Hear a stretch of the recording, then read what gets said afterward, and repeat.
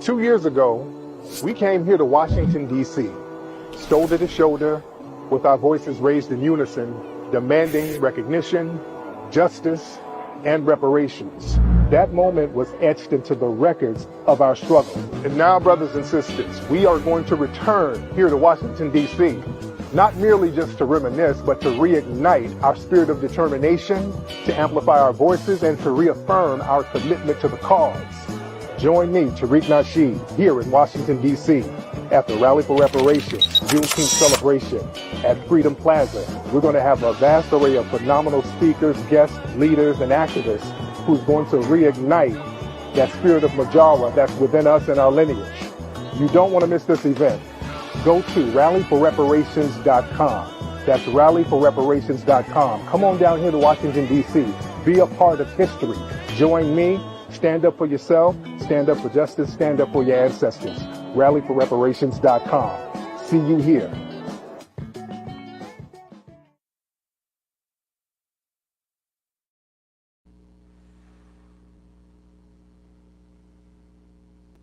Yes, sir. Yes, sir. Yes, sir. Make them get some practice.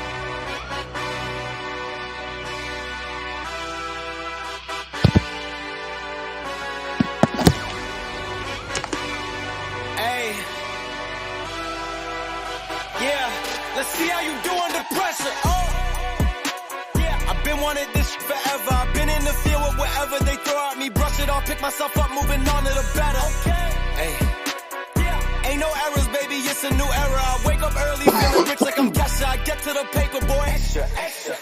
Work with me, you know that I got it. Come with me, let's take a trip to the islands. We up on the jet, we'll do more than just fly on it. Stand on that hill, you gon' die on it. Boom, boom. Baby, I'm not one of them, you should try on it. Miss me with all that, I'm on it and next. Whip this up, I send you back to your ex. But good luck with that, this is big as it gets.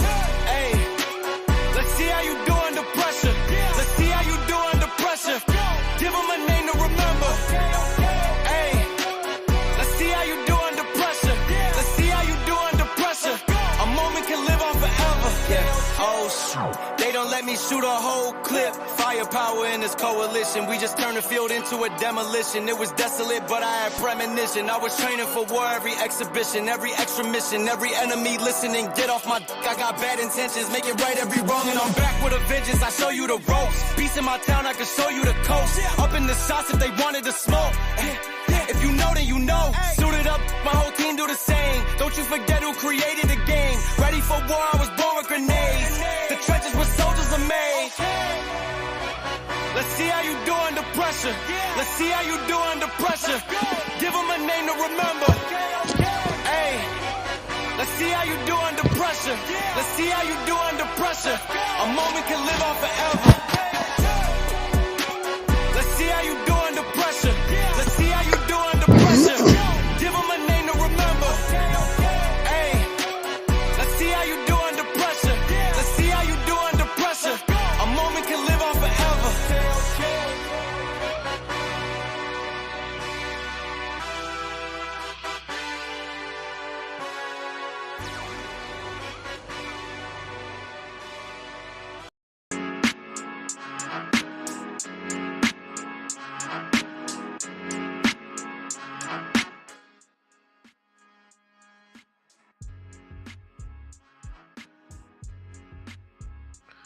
What it do, family? It's your boy Breeze Omega that Breeze, and this is the BlackRound. And today we're just going to be looking into systemic racism, what it is, how it is, and how it works. So you can get a quick understanding of that. I hope you people are having a great one out there, enjoying the start of your weekend. We're not going to keep y'all too long tonight. Hope y'all finding yourselves in a blessed place. You know, one of the first things we want to always address with that is that this is not a bash on, because some people think it's a bash on white folks. No, we talking about the system of white supremacy and those who practiced it, you know. So we got a bunch of them, you know, so. But we damn sure gonna get into it, and address it and look at some of the things and causes of it and why it still exists on this planet and why it should be banished.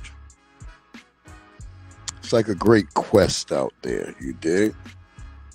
And also, just various other things that are within the realm of everything in the 9 levels of activity. So if you are or understand anything that Neely Fuller Jr., our great elder, his birthday should be coming up real soon too. So salute to Neely Fuller Jr. I know, he should be damn near like 90 something now. I love that older brother. But I hope you're having a great one out there. We went through all the weeks of all that heat. Now it's gotten finally cool out here in Virginia. It's been raining a lot, so if you are practicing in the art and technique of gardening, being a warrior in the garden, I hope you're having a good quest out there. I want to send a couple of shout out to my good brother Growing What I Eat. Go check him out. Go check out Broke Farmer. Lots of good people throwing good things and good content out there. Shout out to some of the young gamer brothers out there, people throwing them games. You want to see like scary stuff and like go check out the Bud Files. Bud Files be having all the creepy go check that out. They be over there on some scary stuff. Abandoned Brothers. Go check out my boy AB. Go check. He definitely on the game. If you want to do that Hell Divers, because I know it'd be hard to find like black people who play Hell Divers sometimes, like quality brothers, And so, hold on. I got a lot of my videos all jumbled up, so I'm trying to make sure I navigate and I get certain things ready. So this one video, I think it's the right one. Just bear with me because I'll get everything correct as we go. But I just wanted to let's see, where is he at? Is that him? Squad, Fleek, Basic. No, that okay, so yeah. Nigga here, 69 God. Two real quick, right? So we have lots of people who talk about we don't have no culture, and that black people, that we somehow we lost our way. We don't know that. We got to go back to Africa. But it's clearly that we have a culture. And then in this video right here, I'll go ahead and go with this one right now first before I get to the other one. But we'll go ahead and go with this one real quick because I wanted them, you can hear and see. I mean, clearly none of these people who studying us are black or foundational black, but you can see with your own eyes and you can, make your own judgment once you hear what they got to say. So fair use on this, fair use YouTube. We just using this to study and understand a system that we're in. That's what we're doing. Squad, Fleek, Basic, no cap, bet, yes, turn up, spilling tea. Got receipts? Keep it 100. Finesse. These are just a few terms and phrases that originated in black communities and have become popularized, some might say co-opted, by mainstream American culture. But this trend predates the internet by decades. Americans have long embraced contributions to popular language from African Americans, arguably more than they've been willing to embrace the people themselves. This cultural dissonance is just one part of the long, complicated history of African American English. And to unpack it, I'm joined by sociolinguist and AAE researcher, Dr. Rachel Elizabeth Weisler. It is perhaps one of the most culturally impactful varieties of English on earth, but also the most misunderstood. AAE is also one of the most copied and co-opted English dialects. Some non-black speakers might use features of the dialect to show affiliation with African Americans, or with traits they might stereotypically associate with them, like confidence, coolness, or toughness. I keep my Tech 9 on my waist cause I'm a gangster. Both American pop culture and youth culture rely on and are shaped by black cultural practices, products, and behaviors, including music and language. As these cultural elements radiate outward from urban centers to the rest of the world, slang expressions that originated in AAE are constantly being adopted by other groups that don't necessarily understand the background, context, and appropriate usage, but enjoy the social clout they bring. AAE is a part of the cultural inheritance of many African Americans, but the negative associations that many people attach to AAE cause us to overlook the triumphs, perseverance, and creativity that gave African American culture an outsized role on the world stage. I want to be black. We live in a society that emulates black people. We want to be black, dress black, talk black. We text black. I sent out a text this morning. I was like, yo, what up? Where you at? I've never said that sentence out loud in my life. But that's how I text, is we have this societal peer pressure to sound hip and cool when we text. And what people do we associate with being hip and cool? And so as you can see right there, it's basically, they understand it's black people, and I don't know where they kept saying that AAE or whatever, that we're not African Americans, we're foundational Black Americans. You know what I mean? We know that there's some DNA somewhere, like some African, like, everywhere, but we're different. We had an ethnogenesis. We're a different creature. Only like something like somewhere between 300,000, 500,000 Africans made it into the East Coast of America. There were already native blacks on this coast. Henry Hudson once wrote in his biography, when he went up to Hudson, he said there were people as black as the night. It's so weird that we in 2024, you can Google, look up all this information, read all this information and facts that make you like, damn, there was black people. And if you ever watched the cartoon, The Boondocks, which I think The Boondocks was more of an anime creation to me in my mind, because hey, yo, what up, Realist? What's good, Realist?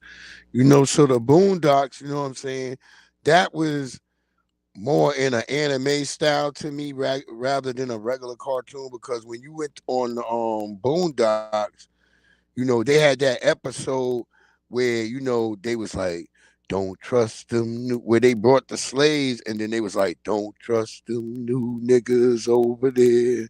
Don't you trust them new. And the black people that was in behind the bars was looking out at the black people that was walking by. And then the white people was watching both of them. You know what I'm saying? That's why I'm trying to explain. I always tell people that they made being black a crime. They made just our skin color like it's just a crime, And so when these other people who come over here, and don't have no really like camaraderie with us, because they don't understand that, they think by somehow hating us and, trying to think they different. We already have seen mad situations where African or different people or Caribbean who've been trying lately to be different from us, and they've been paying the price. It's either you get killed, or like I said, that kid who got shot, they now trying to sue because they need money now, because that kid is messed up still. Even though they play like he wasn't, he still, he took a straight shotgun blast to the chest. And not like far from a distance, up close, man. I'm trying to remember that kid name right now. What the hell is his damn name? Where my damn phone at? Oh, it's right here. Let me see if I can find his goddamn name. But I know it was somewhere in Ohio. And his ass, they got shot. And the people, they started playing like, yo, they didn't want to press charges, and so yeah, so that guy basically walked off of that and shit. Where's my old head at? I'm looking for the Squad, old dude. fleek, basic, no cap. Oh, The police has done it again. oh well, this is where we damn sure where I wanted to actually start off right here, because this is happening right now, real time. It just happened. And I watched the body cam video, and there's no way that brother should have been shot like that. And then I was trying to get this other video to put on here, because This white guy, he's at the motel door. The police come, they see him through the window. I think they hear him say something about guns, and then like there's a chick. They actually find him with beating on a chick in there. They don't rush in there and shoot or do nothing. He's leaning at the door. They talking to him all nice, and he's like, they say, wait, do you got a gun? He's like, yeah, I got multiple guns. They was like, wait, what? He said, yeah, I got multiple guns. And then they was like, I don't want to harm you. I don't want nobody to get harmed. The police just backing up. They all scared. This, like I said, this how they dealing with this white guy, big fat white guy. And then they say, oh, and he said, do you got a gun on you? He like, yeah, I got a gun right on me right now. And then that's when the cops start running backwards. I'm like, damn. And then next you know it, the fat white guy, he just start busting at their ass. Like, and he pulled out a second gun too, busting. And I guess somehow his big fat body, they only shot him in the hand. His big giant fat body, they totally missed a big giant fat body. Like, oh damn, I wish I had my joint hooked up right now so I could play my man from Full Metal Jacket. We could say, hey, fat body. Cause I was like, how they only shoot him in the hand, but this cop, that this brother opened the door with his gun pointed down, with his hand up. Yeah, I mean, standard procedure when you do have a gun on you, your hand up and your gun is down, and he's on the target. He's using target control because his hand's not on the trigger. I saw that in the video when they even slowed it down. I said that brother hand ain't even on the trigger, and that cop just shot him and then said, drop the gun.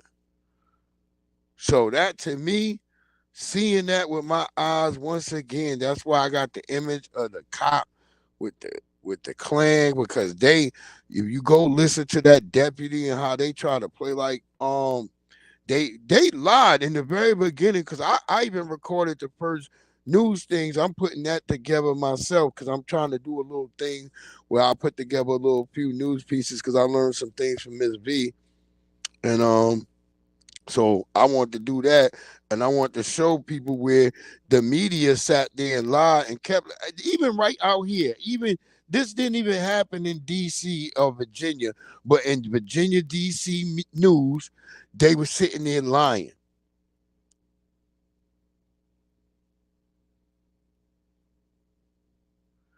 Yeah, that dude, I saw that he's an immigrant. That dude, yeah, that dude is an immigrant. Yeah, that guy's an immigrant. I knew when I saw his hairline. The minute I saw his hairline, I was like, oh, I was like, yeah, that's part of that whole immigration thing. They need to deal with that.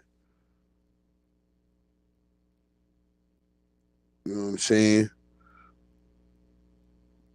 But that brother getting shot down in Florida, they lied and said, or even in the media up here, all the way in DC, they kept repeating the same lie, like, oh, that the cops came and they encountered a guy outside. And I was like, that's cat. I was like, I was like, the very first news channel I got was from in Florida, the very first one before it went mainstream.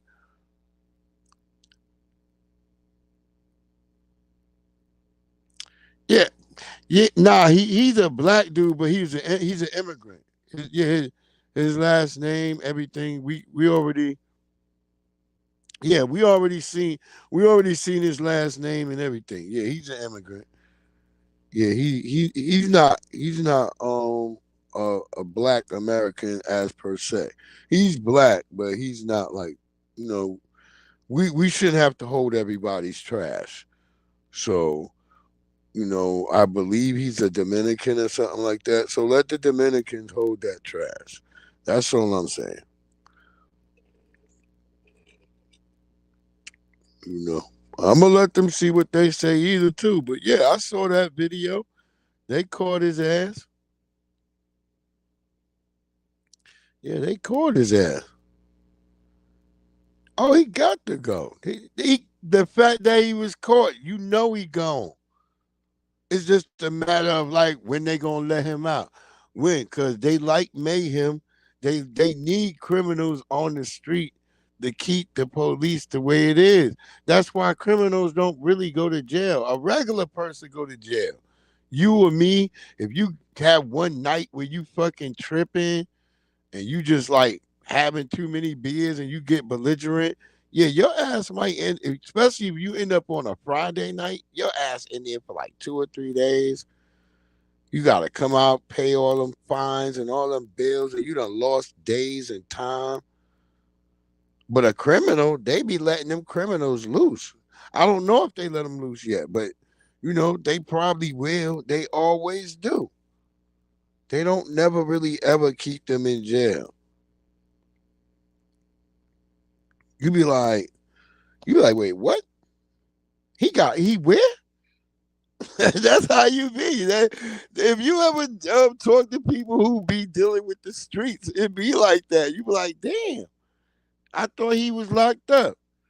They be like, nah, that motherfucker out. You be like, damn, all right. That's that's how you ever be. And you be like, all right, then. You be like, shit. Cause what else you gonna say? Cause if you start being like something, if it's a crazy motherfucker and they hear like, yo, such and such was acting this way, shit, they gonna come, them motherfuckers gonna beeline for you. Especially in today's world, I see that shit. Little baby, his producer's son murked him, and I didn't understand that. This is a different world. And yes, we talking about white supremacy, but under the guise of white supremacy, you're not allowed to have a family. The structure's all broken. It's all crazy. It's all tyrannistic. You know, and so I feel bad for people, and I want black people to understand you're not actually crazy. Now let me see if I can find my guy that I was trying to get to. Um, I don't think it's White that racism one. created these black ghettos, as we said it then, and it's Yeah, all right. So this is a nice older guy. He tells the truth, and I don't want people to understand. He says exactly what the title of this whole thing is. That for black people, you always been believing like there's some weird shit like going on. There's some you need to. We've been saying it for years, so it's good. It's now to let other people tell y'all what they've been saying too, what they believe. Because we've been saying, and I'm not even talking about a white, because we always have white person, but this is a Latino. I think he might be part native type brother too. But anyway, just listen to what he got to say, because a lot of people push off when we talk about this damn thing and what it is, as if we're like making it up. But you can see the machinations of it if you're actually out physically trying to build anything. You running across all these weird obstacles, trying to stop you from getting products and get things to push you. You like, sometimes you can go to Amazon for certain things, but there's certain things you can't just go to Amazon. You're trying to get certain things produced if you really manufacturing and trying to make products that are like one of a kind beyond what everybody else is doing. So that's not to knock what anybody else is doing, but if you trying to do things that is beyond, sometimes you run across these weird obstacles when they see you. It's like, oh wait, oh well, all of a sudden when you talk to them on the phone, you could be as cordial and have as much decorum as possible. And they'll like, oh yeah. And when you get there, that be the mind check right there. Cause then they be like, all of a sudden they done forgot that you was coming. All of a sudden they done buzzed you in though. They don't let you in because they gotta buzz you in. A lot of these types of places like that, you gotta get buzzed in. They done seen you and you like, yep, soon as you get to them, start talking to them when you get to that entrance in the lobby, and they start saying, oh yeah, well, oh well, that person don't work here no more, and we not doing that. They have all these excuses. So you know those are things that we can get over. That's why I said have to have more networking and stuff. So, and that's exactly what this guy's trying to explain. Like, if you don't think something wrong with what you be seeing, then there's something wrong with your mind. But this is what we've been talking about. So here we go. White racism created these black ghettos, as we said it then. And it's white racism which sustains them. We're not talking about whether one white person hates black people. We're talking about a system where you live in an all-white neighborhood. You go into a building, an office, where all you see is white people. And you don't think anything's strange about that. That's what we're talking about. And we thought that was important for young black people particularly. You're not crazy. There is systemic racism in this country.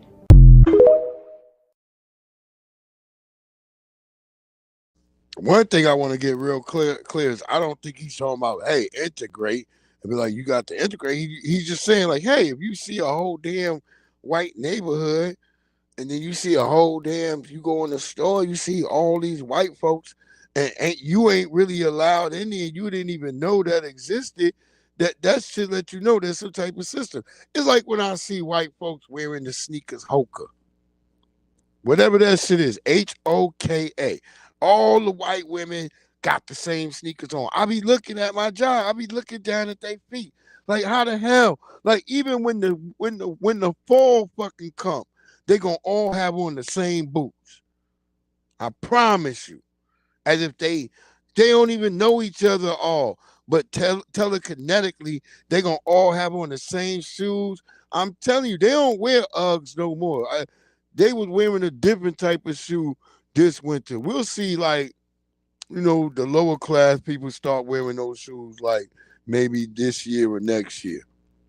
But they already passed those. Like, they don't. I told you, only the lower class of them was wearing Uggs. I be telling people that. I be like, yo, you don't realize that shit. I know, because we sell so much expensive, cheap Chinese stuff that when they come in there and they buy all that shit up without even batting an eye, that's why I'm like, oh, she got money. She don't give a fuck. This shit gonna get torn down in a year.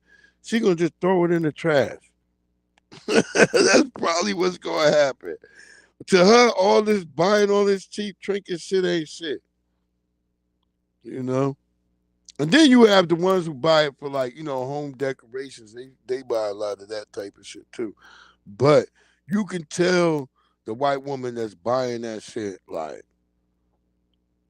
and the saddest shit, sometimes I see, like, the Latino women who probably clean the houses, they come in there, they be coming into Michael's and they want to buy some shit, but they might leave with some damn ribbon or some shit, because they feel bad that they came all the way here, so they got to buy something.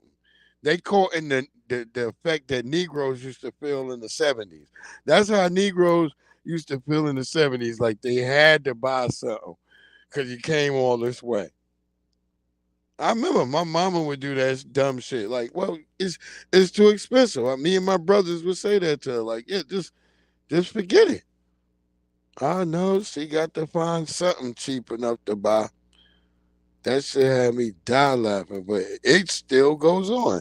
That type of stuff. So that's the type of system we consistently involved in.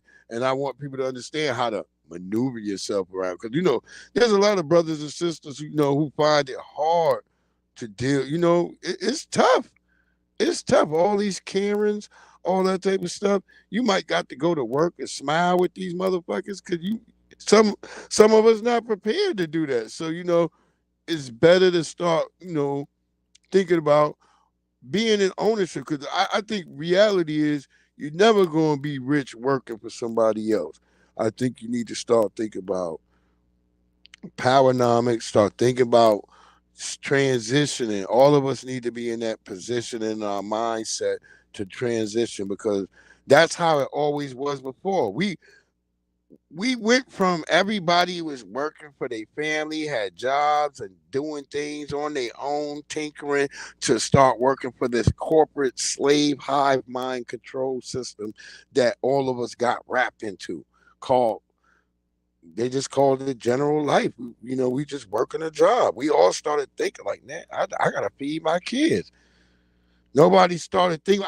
That's the funny thing. I always thought about that because in Total Recall, you had that part where that brother say, "Man, I got 5 kids. Man, he keeps saying I gotta feed my kids." Then it's like, "Man, I got 7 kids. Man, I got to feed my kids." And he damn near when he got to talk about he had 10 kids before Arnold Schwarzenegger blew him up. He pulled out a damn roach arm. Y'all got to pay attention to that part. Go watch the old Total Recall with Arnold Schwarzenegger. You want to see that motherfucker. The black guy literally pulls out a fucking roach arm. They made the black guy a fucking roach. Of all the toxic monsters down there and shit, the black guy was a fucking roach. People never get that shit till they watch that shit. They be like, "Damn, Breeze, what the fuck? I ain't know that shit." I'm like, "Yeah." He like, "I'm one of y'all." It's just like a roach arm. I was like, "Oh my god." I knew it. I said black people didn't catch the subtlety of that, of them making the black character a freaking roach. Don't think they did that like not on purpose. Damn them. The damn white supremacists have the best tricks. You gotta understand them, yo. As Neely Fuller said to them, being mean is a goddamn to them being mean is fun. So it's all about comedy to them. Oh damn.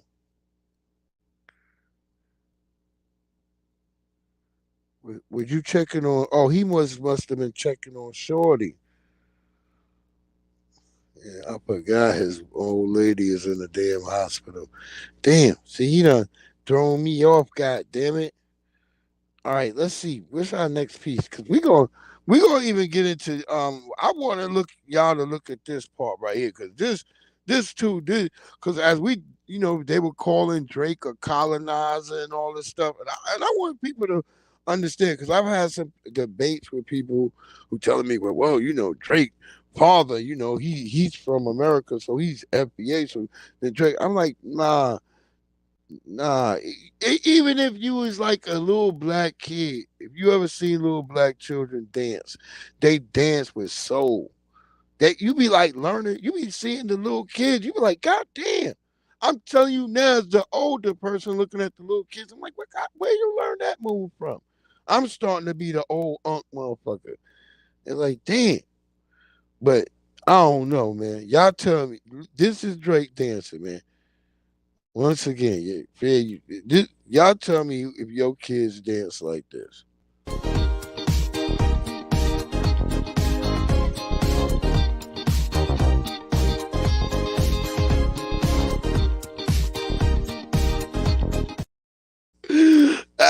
Yo, tell me, yo, the beat, he would, even though I don't know what type of beat they was dancing to, because if you look at the kid in the back, I mean, they all look like. If you ever seen what's that? The Peanuts when they show them dancing and everybody's just doing whatever the hell they want. That's what it looked like. Shit is crazy, bro. I wonder what type of music was they listening to. Yeah, let me look at it one more time. Let me see how you moving.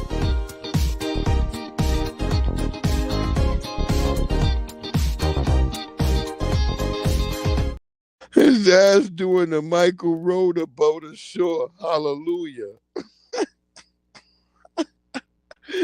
He practicing rowing a damn boat to the goddamn shore.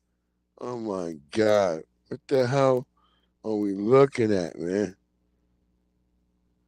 And yeah, hey, I don't condone anybody shooting up that young brother rest. You know what I mean? Because I do still, even if Drake, maybe he what do you say? He identifies as a white person. I don't know. He's technically a black guy, but maybe he identifies as a white person. I don't know. I don't really know. I just know Kendrick won.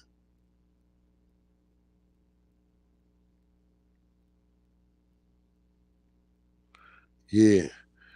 Get your ass on then if you coming over here, goddamn it.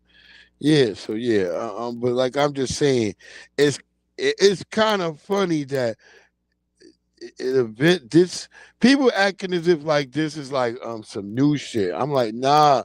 If you really been if once this shit happened that night, it happened and you started being up for 48 hours. Cause I remember when it first started, it started on the weekend I got off. I was like, I was up. I was like, wait, what? Hold up. I was like, shit. My man called me. He was like, yo, wait, hold up. Drake just dropped. And then we like, okay, we rocking with the shit. We did the next one. We like, okay, this, all right, that shit rock. We getting ready to roll out. Next thing you know it, somebody sent us another thing like, yo, hold up right now, son. Look, I- from the 616 joint to the whole joint, it was a crazy mixture. Yo, we was like, it was really wild, man. But if you really understand the whole context of the whole Drake situation, it's bigger than that. It's been going on longer. Way back to Common. If you follow me on Instagram, I've been posting a whole bunch of things about the legacy of the battles against Drake since Drake has arrived. It's like, and there's been people who basically been pumping Drake up the constant time, and it's like in reality, it's he's been manufactured, and that's the character, and that's why he's being called colonizer and stuff like that. Yo, you in here? I'm about to drop that joint. Yes, sir.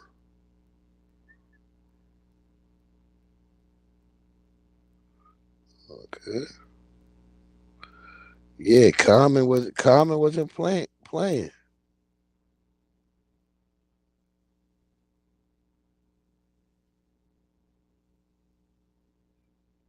Oh, this shit bugging. Copy. All right. There we go.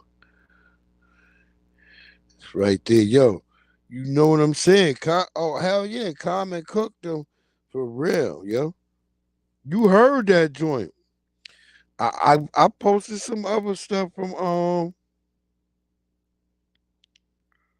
a couple of other cats that I got up there. I mean, shit.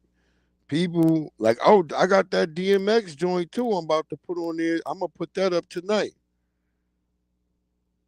Drakenstein. That's what we've been saying. He was put together with old MC body parts and vocals and rap lyrics. Ah, that's what we were saying. He was made of the lyrics of old rap geniuses. They created Drake. Like a Drake. A Drake isn't a real dragon. You know what I'm saying? That's a manufactured dragon. If you understand fantasy lore and mythological lore, a Drake isn't a real dragon.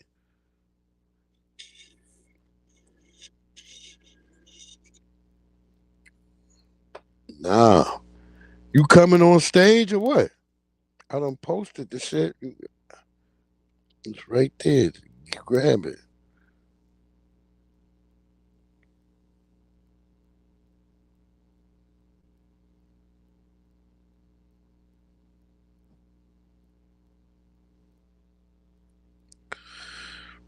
If you coming on stage, come on stage.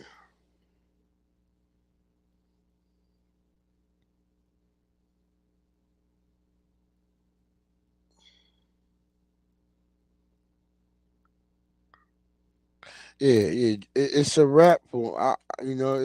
People keep not understanding that it's kind of basically over, I'm glad it's over though.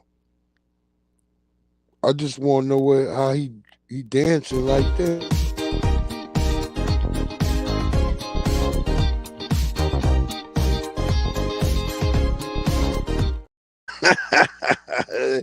Straight up, the Michael rowed a boat to shore dance. We should have known he was going to be on Degrassi Junior High, though. We should have known. We should have known he was going to be on Degrassi Junior High, and he was going to do a wheelchair Jimmy. I mean, I assumed he would. You know what I mean? It should happen. But let's let our sister talk about the whole story that happened to this young brother. So the police has done it again. They didn't burst into the wrong apartment over a disturbance, and they didn't shot this U.S. airman 6 times. He was on a FaceTime with a female, and he was telling her what was going on. Like, yo, somebody's at the door, and I go over there, no one's saying anything. And when he looked at the peephole, nobody was there. So he went back to get his gun because he thought it was suspicious that no one was, revealing who they were at the door. As he's coming down his hallway with his gun, the police bursts in the apartment and sees the gun and shoots and kills him. He's a senior airman, and his name is Roger Fortson. Well, the one part, so she's kind of part right with them. They're going to get the gun, but the police did not burst into the guy's house. I I've seen the actual police videos. Hold on, let me put this goddamn dog outside before I kill it. Hold on.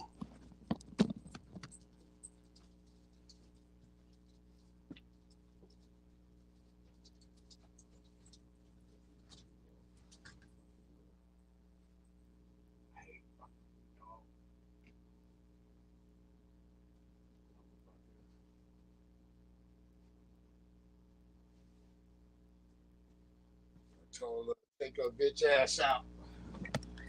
Told her to take her bitch ass out. She ain't want to go out and shit. But basically, so what I found out is that, and I watched the whole police video, is the brother, when he comes after all this banging and knocking, but when he opens the door, our brother is sitting there. Oh shit, there go Luciano. You there? There you go. Yeah. What's good? What's good, family? And What's so good? what's good? What's good? I'm just going This was in on. good, nigga. Yeah. Huh? This was good, nigga. You got some high life. Yeah, like grandpa. We like an old motherfucker. Buddy. Woo, shit. This week was a mess. Yes, sir. I hear you. Still standing, man. Still standing. Yeah. I was just saying our brother who at the spot, they came in to his crib, and when he opened the door, his hand was actually down. You know what I mean? He had the hand where his gun was down, and he had his other hand up, which was his left hand. You know what I mean? So he opened the door with the left. The gun was in the right, but it was down, pointed downwards. Yo, this motherfucking deputy just lit the brother up, just shot him. Oh, you talking about the airman? Yeah, just shot him. I watched the whole video. that was they next nigga to lynch. They done that on purpose. They always do it. They know that boy military, man. They just wanted to kill him. That's what I said. I said I feel like they because why didn't he wait for no backup? Because normally if it's so-called domestic, you wait for your backup. This shit like the fucking 30s, 40s, 50s, and 60s. They ain't gotta use no rope. They just pop you. I mean, straight up. They went on a drill. They went on the fucking drill, man. It spun the block on it. They said we gonna kill us some niggers now. Yeah, that's how it is, man. And that's one of the 9 levels of activity that's lost. And supposedly between the areas of law and justice, because apparently the police just merited out what they consider justice by executing the brother the way they did. You know what I Cool, mean? man. Jakku, know what I mean, gonna do what Jakku gonna do, man. They grafted doubles, man. What the fuck you, fuck it.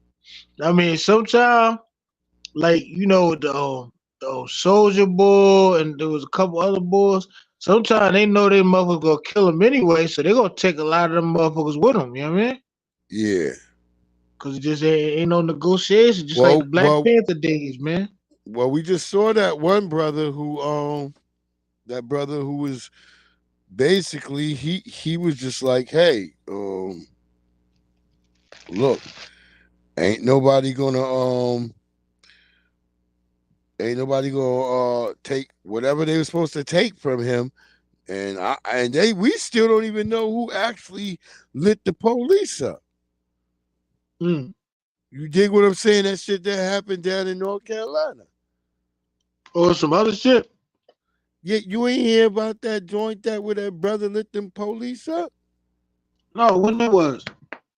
Shit, that was like last week or some shit. The week before. Yeah, there's so many dumbass shit happening Yo, in son, Philadelphia and in North Jersey and New York. I don't even believe it was a dude. I believe it was a chick who lit the police up. I don't know what going on there too much, man. All this other shit been happening. I believe it was a chick who lit the police up. They still ain't give us information on that shit. Like these immigrants, like the Spanish boy that put a motherfucking belt around the lady neck and raped her between the cars and shit. Yeah, Of who the was putting Bronx. who put the rope around the neck? I told people he wasn't black. I said that's not The a black immigrant. guy. Yeah, I told people that's an immigrant dude. He's not black. Illegal boy. Yeah. Word up. That was Salute, Bronze illegal, Rap yo. Power. Salute, Bronze.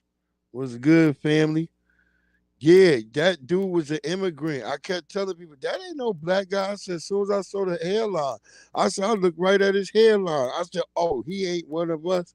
That's an immigrant. He ain't got illegal, yo. he don't got no fresh cut, nothing. But illegal. the way that video, the way he yanked Shorty behind the neck, that shit was crazy. And the way the police was protecting him, let me know that wasn't a black person. Yeah, he definitely ain't no black boy. Yeah, I knew right there. That ain't no black person. Where do they protect a black person? We've never seen that. Not even in the 50s, when the soldiers would be walking, white people could still spit, kick you, throw a brick or hit your ass in the head. Nothing happened to them. See what I read? See what I read on your joint? Just crazy. Heard what I wrote up there, right? Yeah. I say, son, mad illegal, B. Mm-hmm. He not like us. He not like us. We had to say that. That's the goddamn anthem right there. Yeah, not like us. But look, this is something real quick. I want, because that's another area that they dominate in, is something that I don't look. Let's just say, hey, do what you do.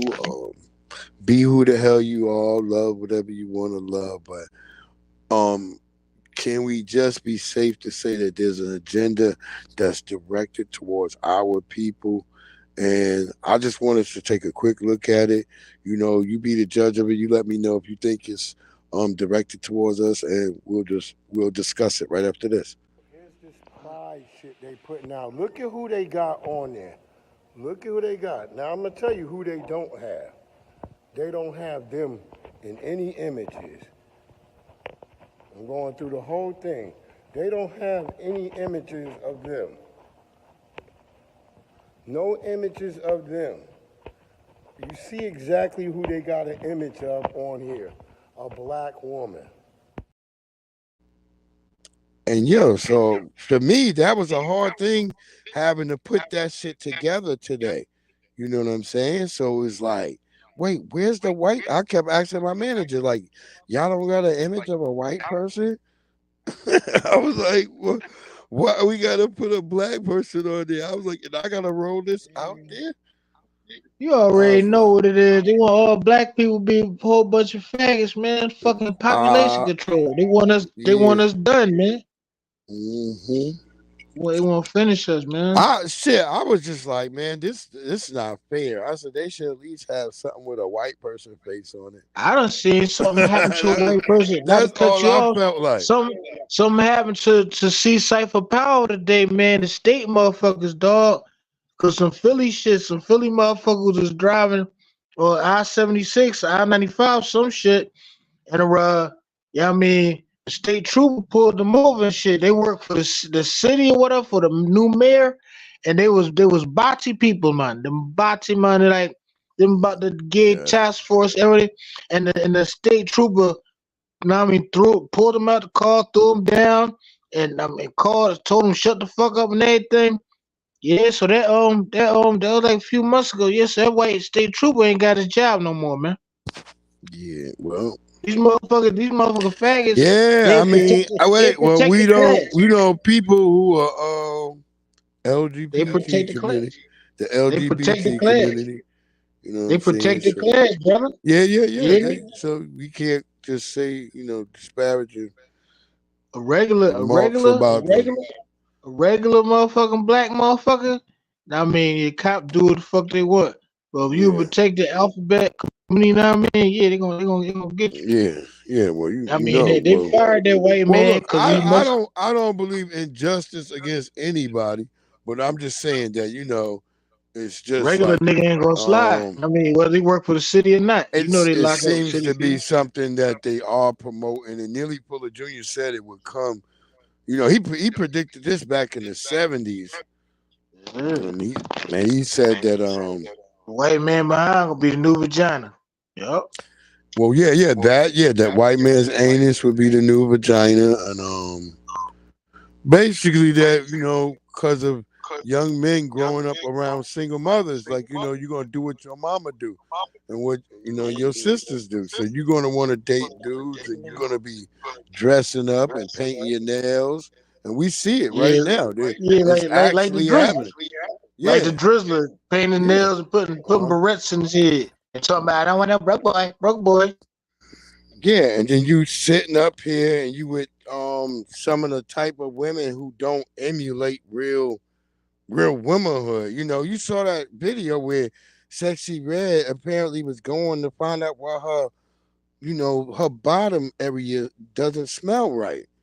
Cause she doesn't understand that all this nastiness that she doing produces, a taint down there. You know what I mean?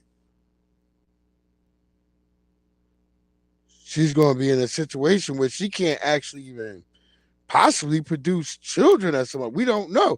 But that was her video. She posted a video saying, hey, I'm going to the gynecologist right now to find out why, down there, her lower half doesn't smell right.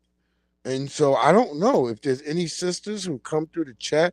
Let me know what type of thing that is. Is it like a somebody said mycosis, or I don't know what happens down there. You know what I mean? I'm a man. I don't know what y'all lower nether regions what y'all go through basically like that. Like I try to ask my daughters, but it's like I feel like they treat me like I'm always in creeping in they world. So like insane like how my wife used to treat me that way. So if y'all could let me know, is it because of pH balance, or is it like something worse? You know what I mean? Because I was, if we was looking at some of the comments people was leaving her, it was terrible.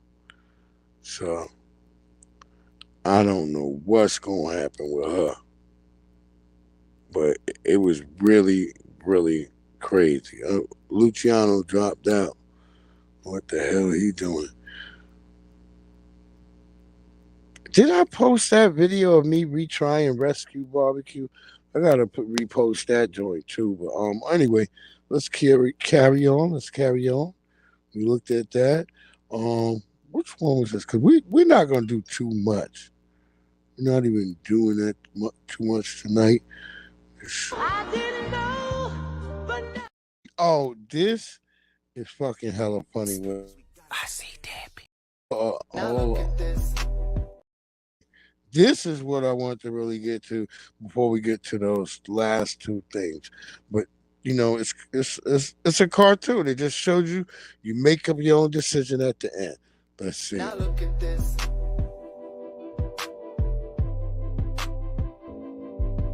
Now look at this.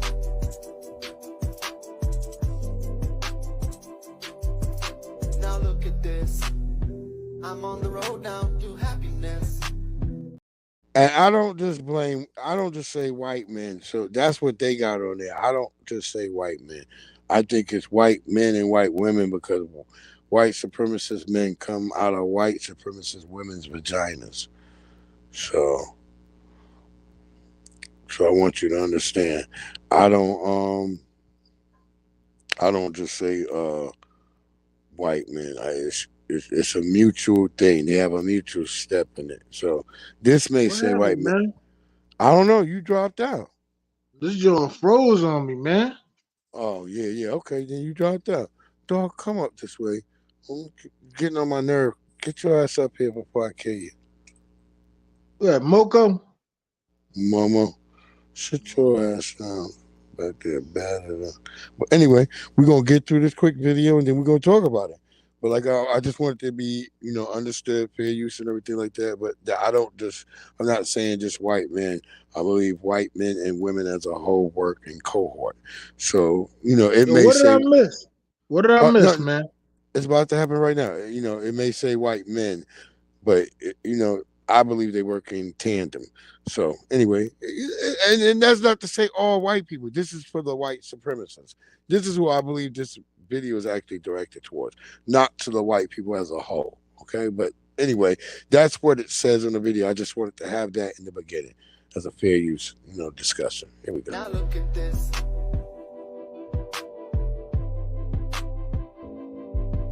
Now look at this.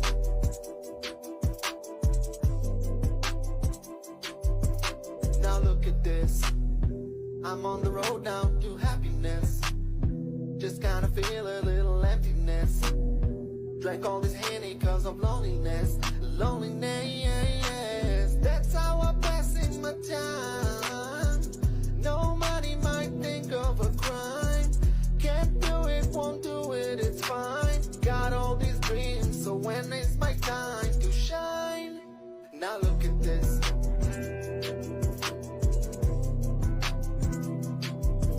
Now look at this.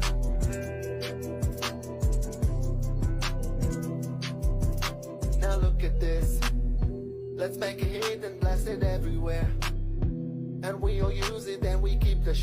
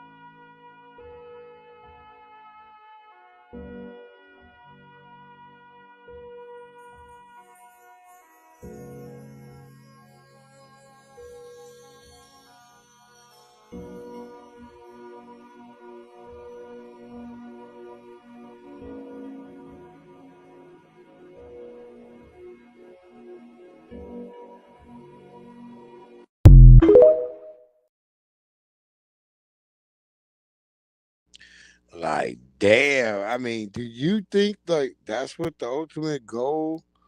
I would say of the white supremacists or suspected white supremacists to like to become the king of nothing, to like everything's like absorbed, because it seems like they want to go that way. It's like I watch the amount of trucks drive past me every day on my way to work with trees on them. It's like, god damn, it's a rack of trees, big giant trees. It's like, so they don't, it takes a minute for trees to grow back. So I don't know. What do y'all think? Let me know in the comments if you want.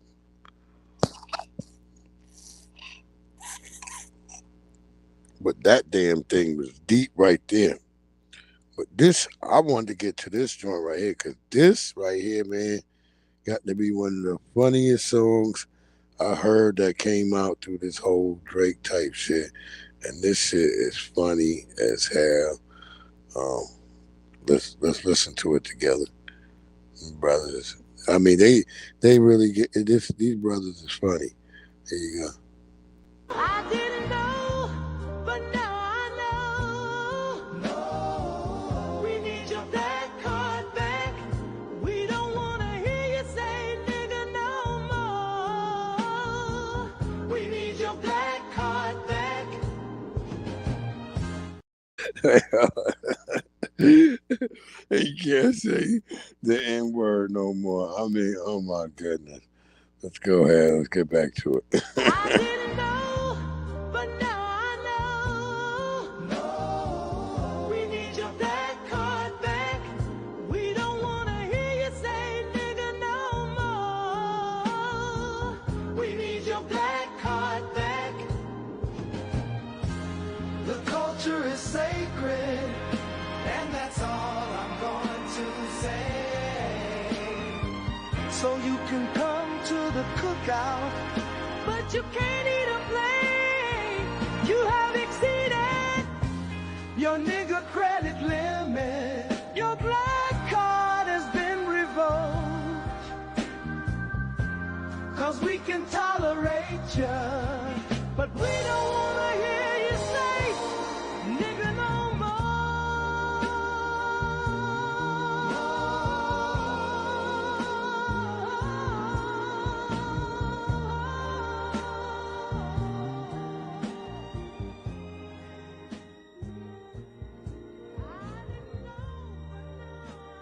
I didn't know, but now I know. We need your black card back. We don't want to hear you say nigga no more. We need your black card back. We need your black card. Jimmy Jazz and the Jazz 5 with Give Me Your Black Card Back. We don't want to hear you saying nigger no more. And that goes out to Drake. And anyone else out there in the Toronto area, back to you, Jim. Oh my God. Like, yo, that was hilarious. I was like, yo, I had to play that real quick because, it signifies it to throw it back into the old 50s. Oh Lord. It made me think of that. What was that called? Hairspray. Hairspray. And we got Baltimore right up there. Who going to see Microphone Check? I'm going to go see Microphone Check. They got it in Baltimore. I think I'm gonna go to the DC one. But then one of my homies was talking about they might have something bopping in Baltimore down at the harbor. The harbor be popping, but I heard them little motherfuckers been down there tripping lately. Baltimore. Whenever I hear that it's going crazy in Baltimore, I'm gonna try to avoid that shit. I love Baltimore. It's scary, but I don't like to always be scared. Word up. I'm gonna be honest. I like to be a little bit scared, but I don't like to be all the way scared all the time.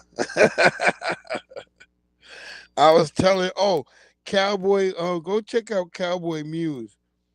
Cowboy Muse 405. I was over on Cowboy Muse 405 the other day. I was talking to our good brother Cowboy Muse, and I told Cowboy Muse, I was like, shit. I remember my wife.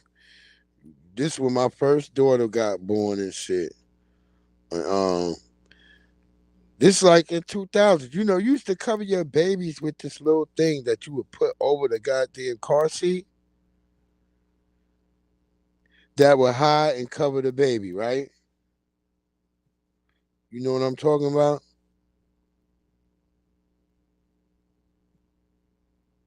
Huh? You there?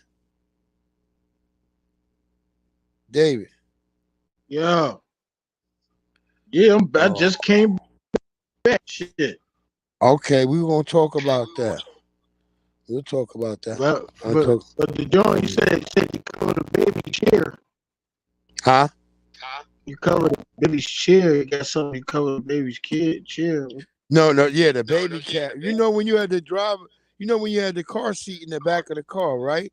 You Yeah. could have these like little colorful things that you could put over to cover the baby, and it had a little hatch that you open to check in on the baby, right? Oh yeah. So you would cover that, especially if you were smoking in the car. With your kid, if you was like, yo, blowing a blunt, you got the window open, but you still blowing a blunt. But you would have that shit to cover your kid in the back, Yeah, right? sheets So, and and all hey, this not a disrespect to all women, but I'ma just say, like I said, my wife, um, I had to always remind this shit. So she ain't had one night. She picked me up from work because I was working way down in This when I used to work for Petco. I'm working at the Petco down in Manassas because because the other car had broke, so she had to come pick me up. So I'm like, and she brought my daughter, but she didn't put gas in her car. So we halfway driving back to home, and we like in the middle. It's like in this part of Virginia. We like it's called Oaklands and shit. It's like all dark and shit, cause ain't nothing but horse shit all around us. So she run out, and then I ain't even. Then I got warrants and shit. I got a couple of warrants. I'm like sick, so I'm like, cause I'm gonna turn myself in, but I'm like, well, I'm gonna keep working first before I turn myself in. I'm like, shit, I'm gonna keep working, cause my daughter, she's little. I'm like, I gotta get this bread. I gotta get this bread first, cause I'm like, in my mind, I'm gonna turn myself in, Word. but just not yet. And I had some sharp shit on me too that night. I was thinking I was gonna leave it with my girl in the car, but I was like, nah. I took all that shit with me. I was like, so I got all this shit tucked on me, and I was like, yeah, cause I gotta walk, cause I look in the back of the trunk. The gas can is in my car, which I'm like, you know what I'm saying? Is at my house. That's why we didn't drive my car, cause my car wasn't working right. So I'm like, damn, the gas can is in the back of my car. So I'm like, fuck. So now I gotta figure out how to get a gas car. I'm like, damn. So I'm like walking. I'm like, damn. And I'm scared that I'm leaving her and my daughter on the side in the dark. I'm like, damn, please, Lord, don't let a serial killer come get him or nothing like that. I'm Word. walking like I'll keep looking back at them like shit, but I'm on the dark. I finally get across the road. I'm on the other side, so I'm walking. Then I look. I see up on the hill because it's dark as hell, but it's kind of like a thunderstorm is coming.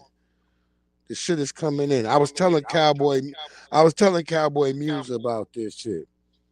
And so, cause he raised horses. Somebody named Cowboy Muse. He gotta raise horses. All right. So anyway, my bro, I was explaining to him how like I was walking and I got across the side of the road. So I'm like, oh shit. So then I look back and I see a sheriff's car at my wife over there pulling behind my wife. I see the lights. I'm like, oh shit. 12 came up. Yep. So I'm like, shit. Well, hopefully she'll let him know. So I'm like, all right, I'm gonna go down here real quick. So I start moving down. But then all of a sudden there's a lightning storm and I see look like two damn horses up on the hill. And I'm like, okay. They looking at me, but I'm like, okay, they way up there. I'm not thinking nothing. So I'm like, all right, I'm gonna keep walking this way, right? So I'm walking, I'm like, and it's like next to the fucking highway and shit. And I'm walking on the gravel. I'm like, damn, you know what I'm saying? I'm messing up my Jordans. You know, that's what I'm most concerned about. Yeah, homie. Not the J's. Yo, no cap, bro. I'm like, damn, I'm tearing these shits up. I'm like, yo, these shits is no. Yo, I swear to God, son, that's in my head. You know, I can see the lights back there, but I'm like, yo, I know my girl. She got it. You know what I'm saying? I'm like, you know, I'm like, she got it. I say, but damn, these joints get torn up. So I reach up and I pull up myself up on the goddamn wooden fence, and I'm walking. I'm like, that's no. I hear something like.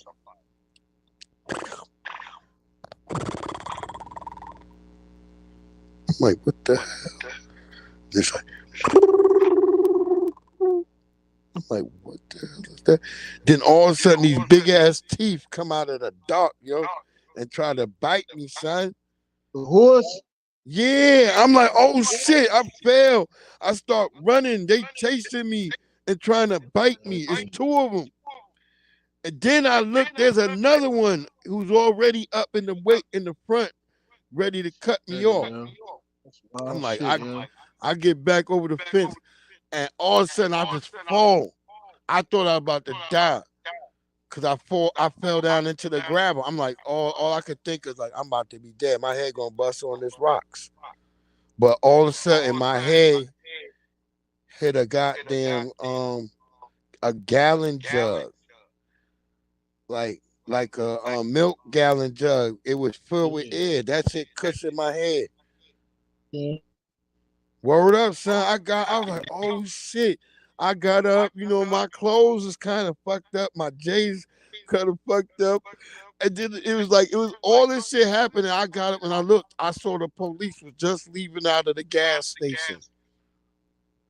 And then I came out of the damn woods right there by the gas station. I walked up to the attendant and paid for the gas right there and filled up the tank. He's like, I think that deputy was looking for you.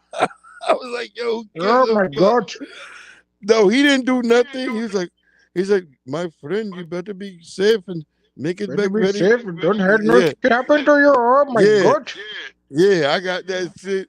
I got the gas. He didn't snitch though. I thought he was gonna snitch. What you put the gas? You put the gas in the bottle jar? Yeah, and then then they had a gas can. I bought the gas can too. All right. Yeah, I took all that shit. Yeah, as you should. I bought a funnel, all that shit. I was hustling at that time, so money wasn't a problem. It was just that day I had to work. I was one of the first motherfuckers who hustled and worked. So I would. Hear me? I ain't put no gas in that joint that day. No, my wife, she never put gas in her damn car. And she didn't mention that when she came to pick me up that she didn't put gas in her car. And I forgot that. Neither one of y'all knew that. Yeah, no, I forgot because my car wasn't working right. So I was already frustrated about my car. So I wasn't thinking about wifey car. I wasn't even thinking like, oh wait, she don't never put gas in her car. Cause I always yell at her like, I used to be like, yo, if a disaster happened right now, how far you gonna get? I used to always say that to her, like, you ain't gonna get far at all. You need to have your car filled up. Cause my car was filled that day. It was just the alternator didn't work. All of a sudden that alternator was out. That's wild, yo. Yeah, so but that was a funny I was telling Cowboy Muse how the damn horse almost bit me. So that whole situation was just a funny ass, that whole thing that happened that night. And I didn't lose none. I ain't lose none of the weed too, cause that's what I was thinking too. Like, damn, I'm gonna lose all that weed. You had some gas on you. You had some Yeah, other type of gas. yeah, I had that on me too. Yeah, that's when I was. But like, that's kind of. It's kind of like right when that point that all that shit happened. That's when I gave up the streets. I was like, damn, I can't keep doing this shit. That's when I. It's a manism. That's when I was like, I can't do this street shit no more. I got my wife, my daughter. I said, yeah, I can't do it no more. And then I just gave that. I gave that shit up like cold turkey though. You down in the boonies, trying to act like you still up in New York. Word up. That's what I'm trying to say. It's like, but in New York, we wasn't getting money like we were getting money when we came down here. Like when we came down, yeah, that's what I'm trying to say. When we came down here, we was getting money. Whereas in, New York, it's a lot of competition. You're gonna get some bread. That's what builds you as a hustler. So you go out Delaware, go out Baltimore, Virginia, Georgia. Mm-hmm. Wherever. You spread out, do what you do. Yeah, you start doing. You know how shit go. You get things with whatever you do. Like I said.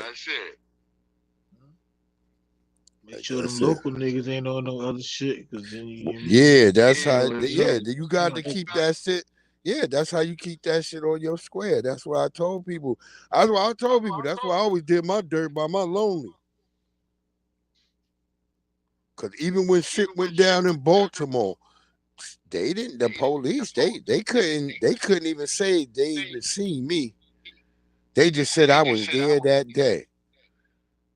But I still picked up all them kingpin charges. And then Virginia, when I got bopped out here in VA, they was all worried about why I had kingpin charges in Maryland. I was like, I don't know. I don't know.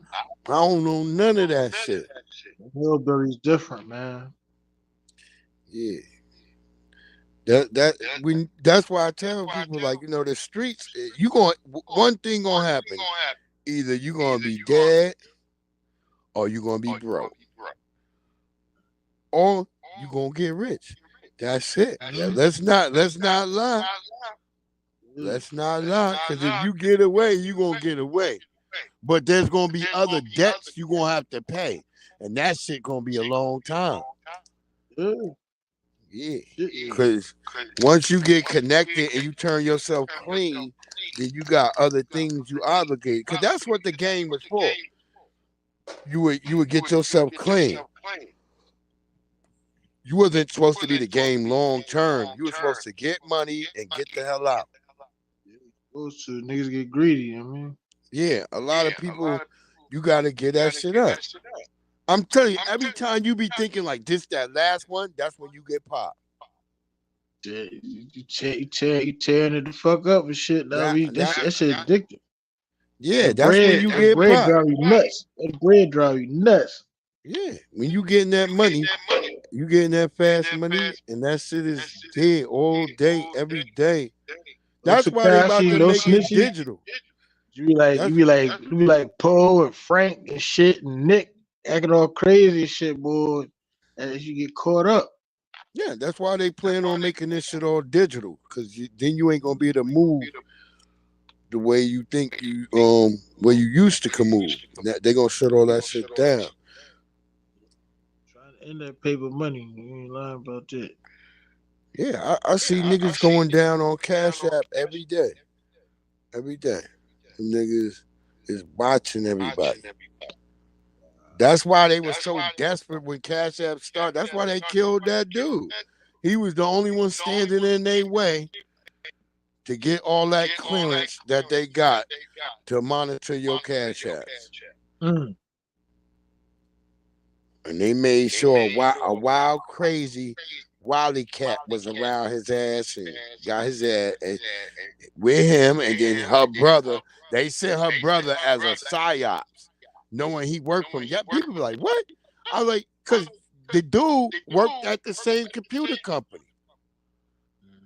Y'all don't think like they be having like fucking agents all up in these places? They got moles everywhere. I live in Agentville, bro. Around here, you can Quantico. tell which houses got the agents in them, or Quantico. the white people that are agents, because they be wanting to just talk to you, just coming up to you like out of nowhere, like, hey, bro, hey, we got the basketball court outside. You want to come out and play? I'd be looking at him like, no. When do I ever come out with y'all? I won't play with no letters, man. I won't play no FBI, no CIA, no NSA, none of that shit. Shit, I told people. I'll jump on my scooter and ride away on their ass. Well, It's niggas crazy. think you police. Yeah, you can't be around here hanging with them. And so that's what I was trying to explain to people about the whole system of white supremacy, is how it's like it's not like some open like thing like you would think, like there's a Confederates or some dude with a mohawk or like some rolled up sleeves who's waiting to beat you. No, it's not. Just think of how the brother who got killed in Florida, that manager, she gave the complete wrong address to that brother's house because she knew there was a black person living in there. So in her mind, the fighting had to come from that apartment. But it turned out the people who was fighting were white. Hey, man, it happens all the time, man. They don't give a fuck. Because I remember when me and my wife, we let my brother come down one time, and he was worried about, me and my brother got into an argument because he kept worrying about the Latinos next door to us, because like they kept having like little babies like hanging outside, just walking around out in the terrace area. And I was like, well, look, bro, that has nothing to do with us. I was like, that shit has nothing to do with us. That let them worry about them babies. And then his ass acting crazy that one night, me and him arguing, and then the police come to my house because it was the wrong house, but because of this motherfucker, they came in there and said, he opened the door, my stupid ass brother. I'm like, it's him. He the one yelling. He's smoking weed. And I'm looking at this motherfucker like, I got like 2 pounds in the house. 2 pounds. Dirty. Yeah, that's what my brother did. That's what the type rapping of shit. While you hot. Huh? Like that. He rapping while you hot like that. Yeah, I stopped fucking with him. That's the one who I almost got made it with Smooth B in them. Shit. But he the motherfucker. He get to the motherfucking spot. We at the label. They like, yo, let's all go out. We're gonna go out to eat. We're gonna sign these deals. Cause I kept reading the deals. I had already took pictures of them and sent them to my girl dad because he was a lawyer and shit. He had worked for the government. So he was looking at the pictures and he was like, yeah, that's a good deal. Then my brothers just start tripping. This nigga starts screaming, who are these people? Just start bugging. And I says, that's what be happening to some people. When you about to make it, some motherfuckers can't take it. Pull you back. It be too much pressure. They pull you back. Huh? I said they will pull you back. Oh, yeah. That's what happened. They will fall back, and it's like, I mean, they pull you back. Like you like Carlito, you about to make it. You about to escape. Yeah, And Benny about to Blanco say, hit you from the yeah, front in yeah, the stomach. right. Yeah. Remember me? Benny Blanco from the Bronx. I'm like, oh shit. Like, I he mean, almost made it. word That up, close. word up, that close. That's how it be and shit. You be like, you never understand, like, what the hell is going on? Yeah, man. Hard out here for pimp, man. Because that one night, everybody was about to get a deal. And I think he just was feeling the pressure. And he couldn't, because finally he gonna be something. You know how some motherfuckers be always complaining about they never gonna be nothing. And then when they get the chance to be something, they crack under the pressure because now they realize they might have to live up to something. Can't be scared of success, man. Yeah. And that's what the system of white supremacy does. It's a welfare system for people who are unsuccessful and mediocre in life, and it gives them a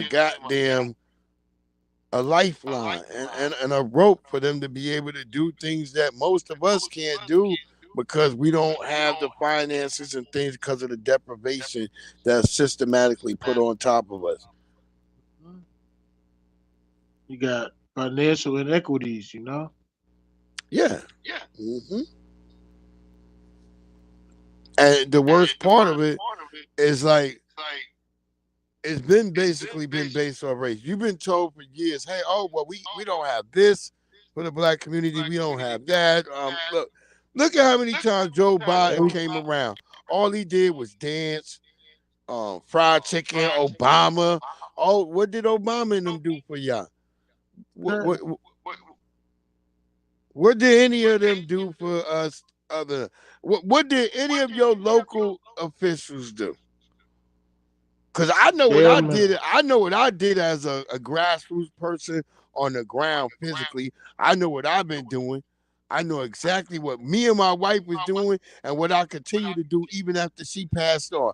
I know what I still do for black people every day and day in and out. I know when I'm growing this garden and things I'm doing when I go to schools and I show young kids how to grow stuff, all that type of stuff. What have they been doing? That's what I'm trying to figure out. Like, what have they been doing for us as a group other than us? Because we always talk to each other like, well, what are you doing? What are you doing? Well, we get out here and we go around, we teach people to grow stuff. You know, we help people get mulch, we help people get dirt, we help people get pots for their small gardens. Anything we can figure out to help somebody to do, we try to do it. Shit, sometimes we come and put your whole garden in for free. We don't even say nothing. We don't be like, hey, ma'am, how much you gonna give me? No, I don't do anything of that. I come and put their whole garden in, hope they can take care of it. That's love right there, yo. Things of that nature, because we have to show, and then I show them what they need to, how to fertilize it, how to keep it going. Because most people don't know. They think when you just put something in a pot, they're like, oh, well, I'm like, yeah, you got to fertilize that. It's in a pot. You know, and I show them how to, to give them that slow burn. So it takes, it takes about 6 months. Every 6 months you have to fertilize it so you get good tomatoes and stuff. Mm-hmm. And I love some of the people that I rock with on here with the garden. I love all my brothers and sisters. Hey, I love all the people I see. But I just love to see black people doing quality things and stuff and getting information from black folks first. Good. I feel like that's an important thing to me. I think that we should be supportive of one another and try to reach out and get each other's products if we can. Each one teach one. You got a network, man. You got Yeah. It's really tough in the beginning, but we can do this shit if we just put our minds together. You gotta be organic about it, you know. The same way we can buy that Louis, you can buy that Louis, we can buy that Gucci.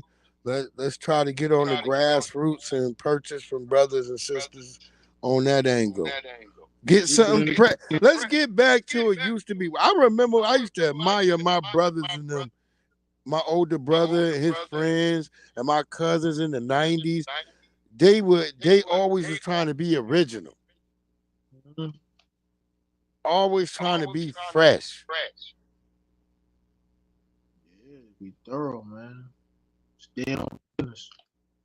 Yeah, I remember they clothes. They clothes. It was always about if somebody wore the same thing as you, you might be like, yo, you biting, yo. You biting. You be like, oh shit. That might cause a whole fight, yo. Somebody like that shit back in them days, man. Yo, word Yeah, up. your own shit. Somebody like, yo, you biting. You couldn't even wear the same sneakers, yo. You see how motherfuckers be having the same Jordans on at the same spot? I be looking like, damn, y'all all got on the same Jordans. It done got corny, man. People don't got that swag no more. Ain't no swag no more. Everybody cookie cutter. When I see niggas in Jordans like that, I be like, them niggas might as well get out there and dance like this.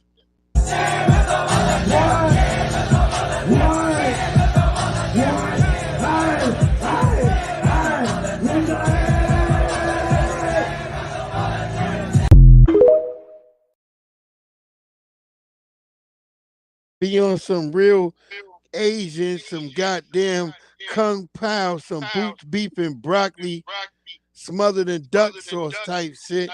Word up. If not, I ain't gonna believe you. Yo, Nate the Great. Yo, my bro, salute my brother. Salute to Nate the Great. That's my boy right there. Yo, Nate the Great. Yo, let me just ask you, Nate the Great, where you get those body shapes from, bro? Yo, you gotta check his TikTok. Y'all gotta go check out Nate the Great, yo. You gotta check out his TikTok. Yo, he be having these bodies. Yo, I be dying laughing because he the king of AI. Nate is the king of AI. My boy the king of AI. I just be dying laughing. I mean, because he be having some funny shit. Yo, when you had the one where you hit the nigga in the head with the bottle, I was dying laughing. And then you had this real funny Asian body dude. Today, I was dying laughing, bro. Yo, Nate is funny as shit. Yo, no doubt, salute. Yeah, Nate, Nate, you know. That's it. Nate, the king of the AI. You got to go by his shit, boy. He be having me rolling. I love that brother. That's a New York brother.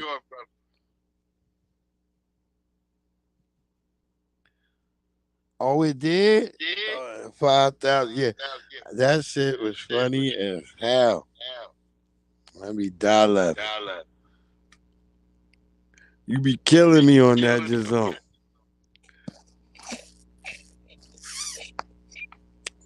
And see, as we say,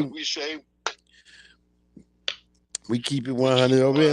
And I wanted people to know, hey, there's nothing disparaging to any of our white brethren or anything. We're talking about the system of white supremacy. You know what I'm saying? I don't believe most white folks are of that nature, but like I said, you know, you wouldn't throw away a bone if it was given to you for free. So we're not gonna play like that. Oh, you know that, Nate. You already know that, brother. I'm always gonna support. I'm always gonna support because y'all supported me. Y'all made me family when I came on this joint, and I was rocking with all y'all. So I appreciate when y'all come through and show me love. If y'all can't hit that like button, y'all remember, I always forget that. That's how much I don't really. I come on here just to be releasing my doubt sometime and talk about some of the shit that hurt me and some of the shit that bother me. But I don't really give a damn. That's why I don't follow YouTube rules. I'm gonna just be honest. I'm just be honest. That's what I try. YouTube, I be trying. Lord knows I be trying. Oh, that's the new home. Yeah, we gonna check. We gonna tap into that joint. Yes, sir. See, Nate got me getting a whole new app and everything. I'm gonna tap into that. Check my boy out. I always appreciate seeing wonderful content creators, especially the brothers and sisters, because we don't get that love that we should be getting. We supposed to get that love. We everybody be copying off us for real. Let's be honest. No doubt. Oh, you got to always. That's how a good. That's called gardening right there. You got to branch out. You got to get other fertile. You got to get other fertile soils. Make that shit happen. Yeah, I got shit. As I told everybody, I got a lot of things coming. Shit. I gotta play this because I always play it at the beginning and before the end. If I leave anything, we gotta always have that because June 15th, if you can make it down to DC, man, it's gonna be a wonderful event, man. I mean, the first one, I remember the first one, man. That was done within like 2 or 3 weeks, and we did it, and it was like damn near 200,000 of us. So I imagine how many people are going to be down here this time. You know what I'm saying? People had time to get hotel rooms. Because I already had to direct people to hotels in Virginia, where I'm at, in Northern Virginia. Yeah, it's gonna be bobbing. I was like, yeah, we only 40 minutes from DC. If maybe you could Uber or maybe I don't know. That's what I'm telling people, huh? The shit gonna be lit, man. It's gonna be beautiful. Yeah, look, it's gonna be funny. The Hebrew Israelites, I don't know where they're gonna be this year. I don't think they're gonna be allowed on the property. Cause they was acting up. They was acting up the last time. The Hebrew Israelites, the Moorish temple, they might not be allowed there this time. Cause they the ops. They the motherfucking ops. Word up. I remember none of our brothers who was claiming Aboriginal, none of them was tripping. They was having a good time, man. We was out there having a good time. I remember we had to throw the nigga who had the ices. We had to throw him off the spot because he started talking to us when we get ices, talking about, hey, man, I don't know why y'all up here, and you need to put your mind to Africa. I remember everybody, after niggas got their ices, niggas went and told on his ass. We got that nigga up out the paint. I'm being honest, we got his ass out the paint, bro.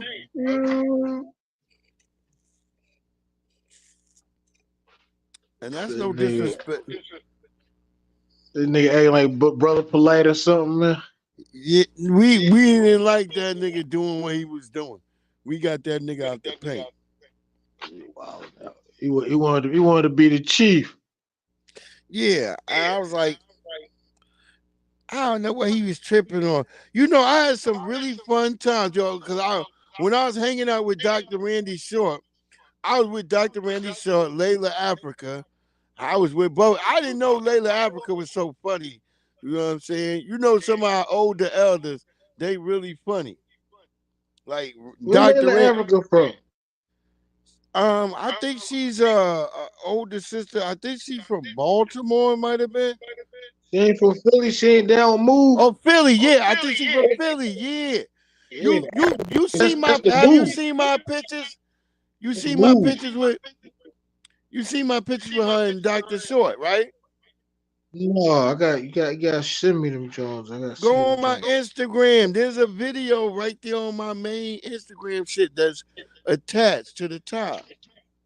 Yeah, Africa, man, they been doing anything since the 70s, yo. Yeah, Dr. The Reddy move. Short, all of them.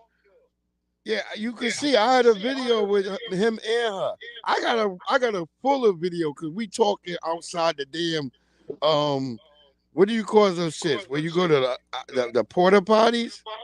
Oh, that's the funniest conversation ever, boy. Yeah. With Dr. Randy Short. Oh my God. Yeah, brother Smalls, Dr. Smalls, he walks up at that point too. The conversation gets real funny. Yeah, it was a wild day, bro. It was a great day. People don't know. I told people, I said that shit was put together in less than like 3 weeks. Wow. I remember looking up and we saw the FBI and all them on top of the buildings looking at us. Yeah, you know how it That's is. word We up. organized. Yo, we knew. We knew. That's why people was talking shit this year because Tariq was talking about, he did a GoFundMe. I went and donated immediately because I was like, it ain't nothing wrong for me to donate to something that I feel is good for black people. Yeah. And I'm gonna be there, so I don't give a damn. I'm gonna be there. I ain't gotta worry. I was already telling people, I said, shit, I'm gonna bring something. I was gonna make some pumpkin bread. I was gonna make some pumpkin bread and some carrot bread, some carrot cakes.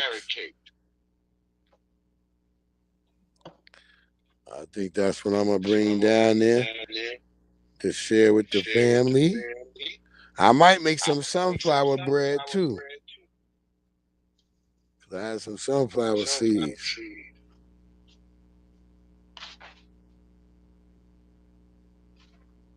Cause last year I harvested like eight sunflower seed heads.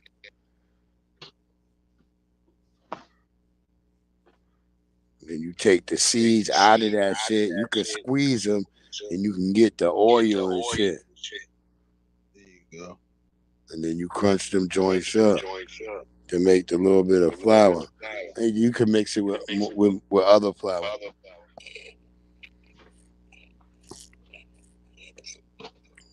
See, I'm not that great of a baker. I cook more, but I bake a little bit here and there because I test shit out. See, my wife, she was more of a baker. Yeah. Yeah. My ass, I cook shit. If you want me to cook shit, I'm going to cook it. That's it.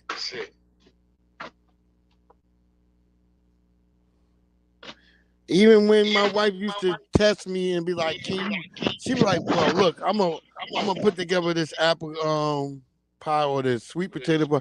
She's like, let me see if you can cook it on the grill. I used to kill that shit, bro. Okay. I can cook on a goddamn grill with a pie. I told people, even when I was go camping, my nigga, I knew how to cook a motherfucking pie on the camping joint. I figured that shit out. Glad I ain't being tortured, man. You talk about food. I'm heating up shit as we speak. You are. I ain't gonna have no munchies be fuck hungry. Talk about fucking food. Nah, shit. I've been playing. I'm just finishing all my plantings all night. I had went and got some. I finished off some barbecue. That's what I just finished eating. But these motherfuckers, I gotta upload the video. They disappointed me yet again. They ribs was shit. But that pastrami be banging. They pastrami, I can't cap.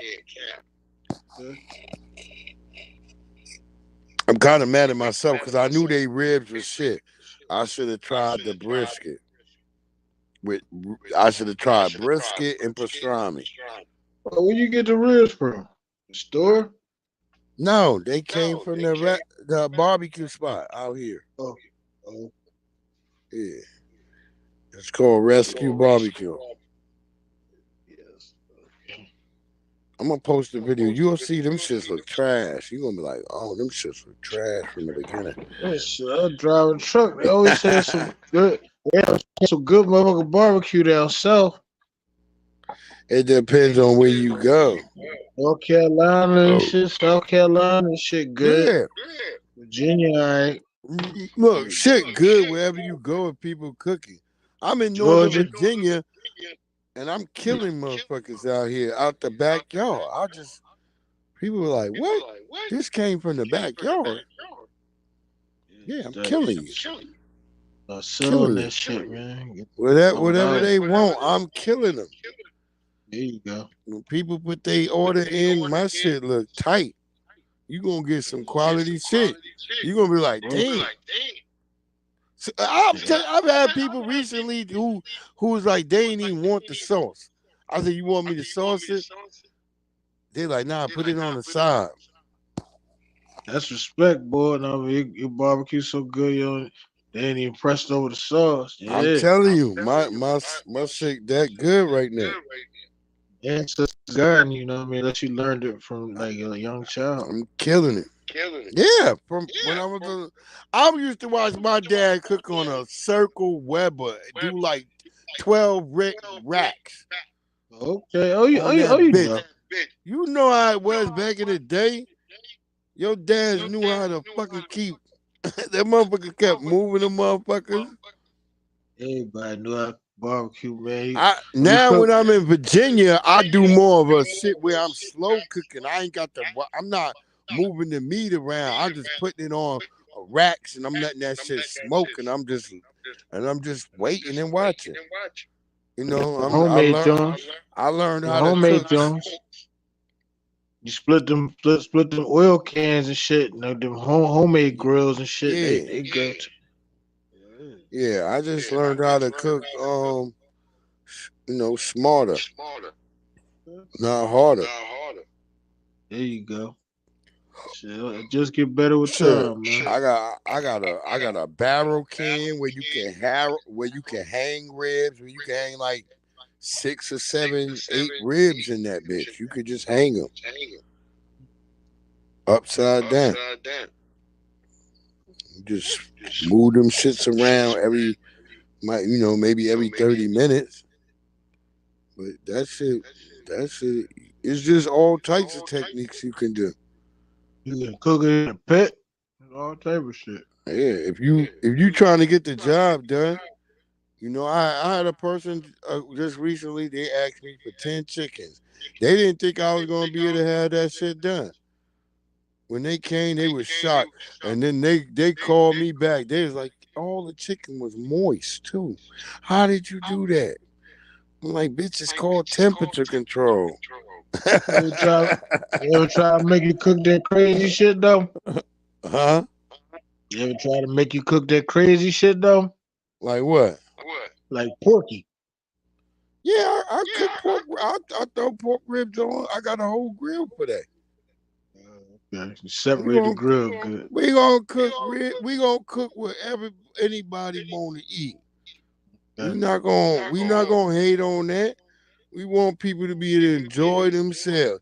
That's one thing Neely Fuller Jr. told me. Don't tell people what they can and cannot have. Keep the message clear. Keep the message grill your clear. Seafood too.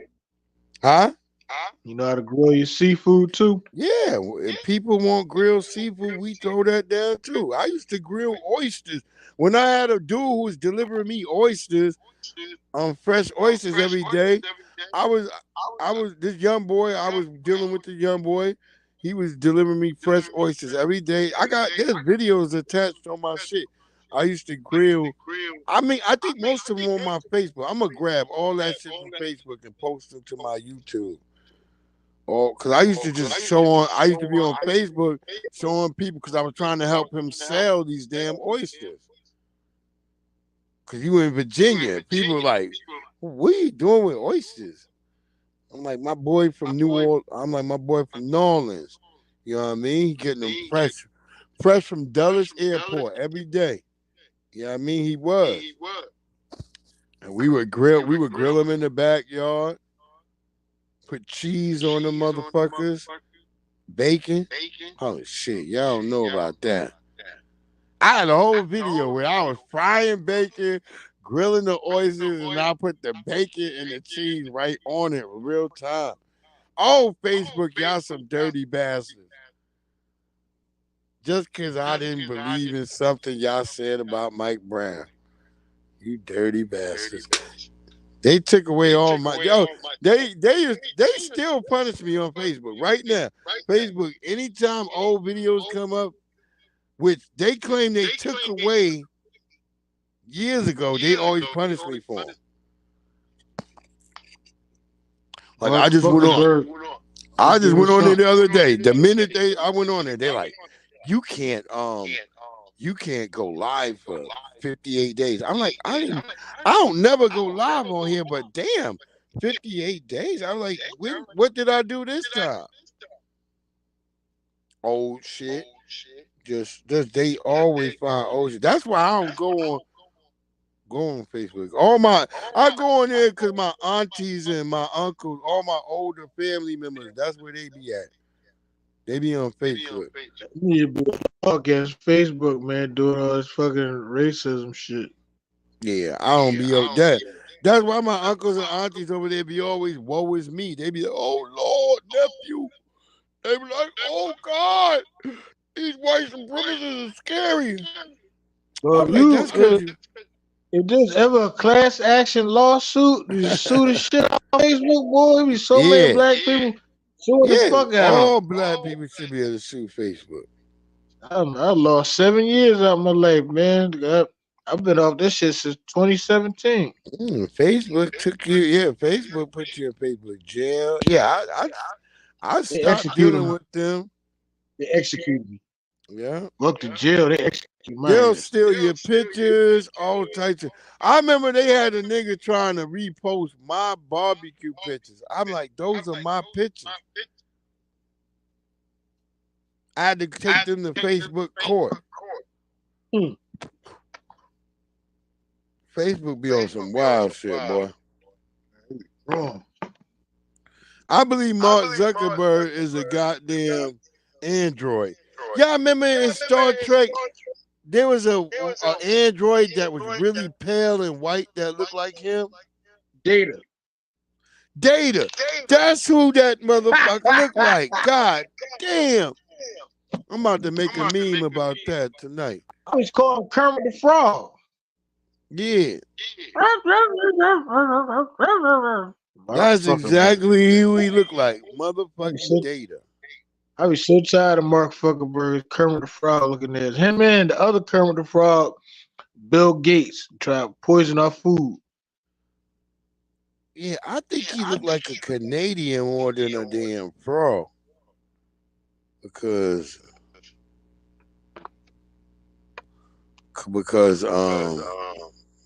that long ass face and those dark black eyes. Yeah, always something with the connects.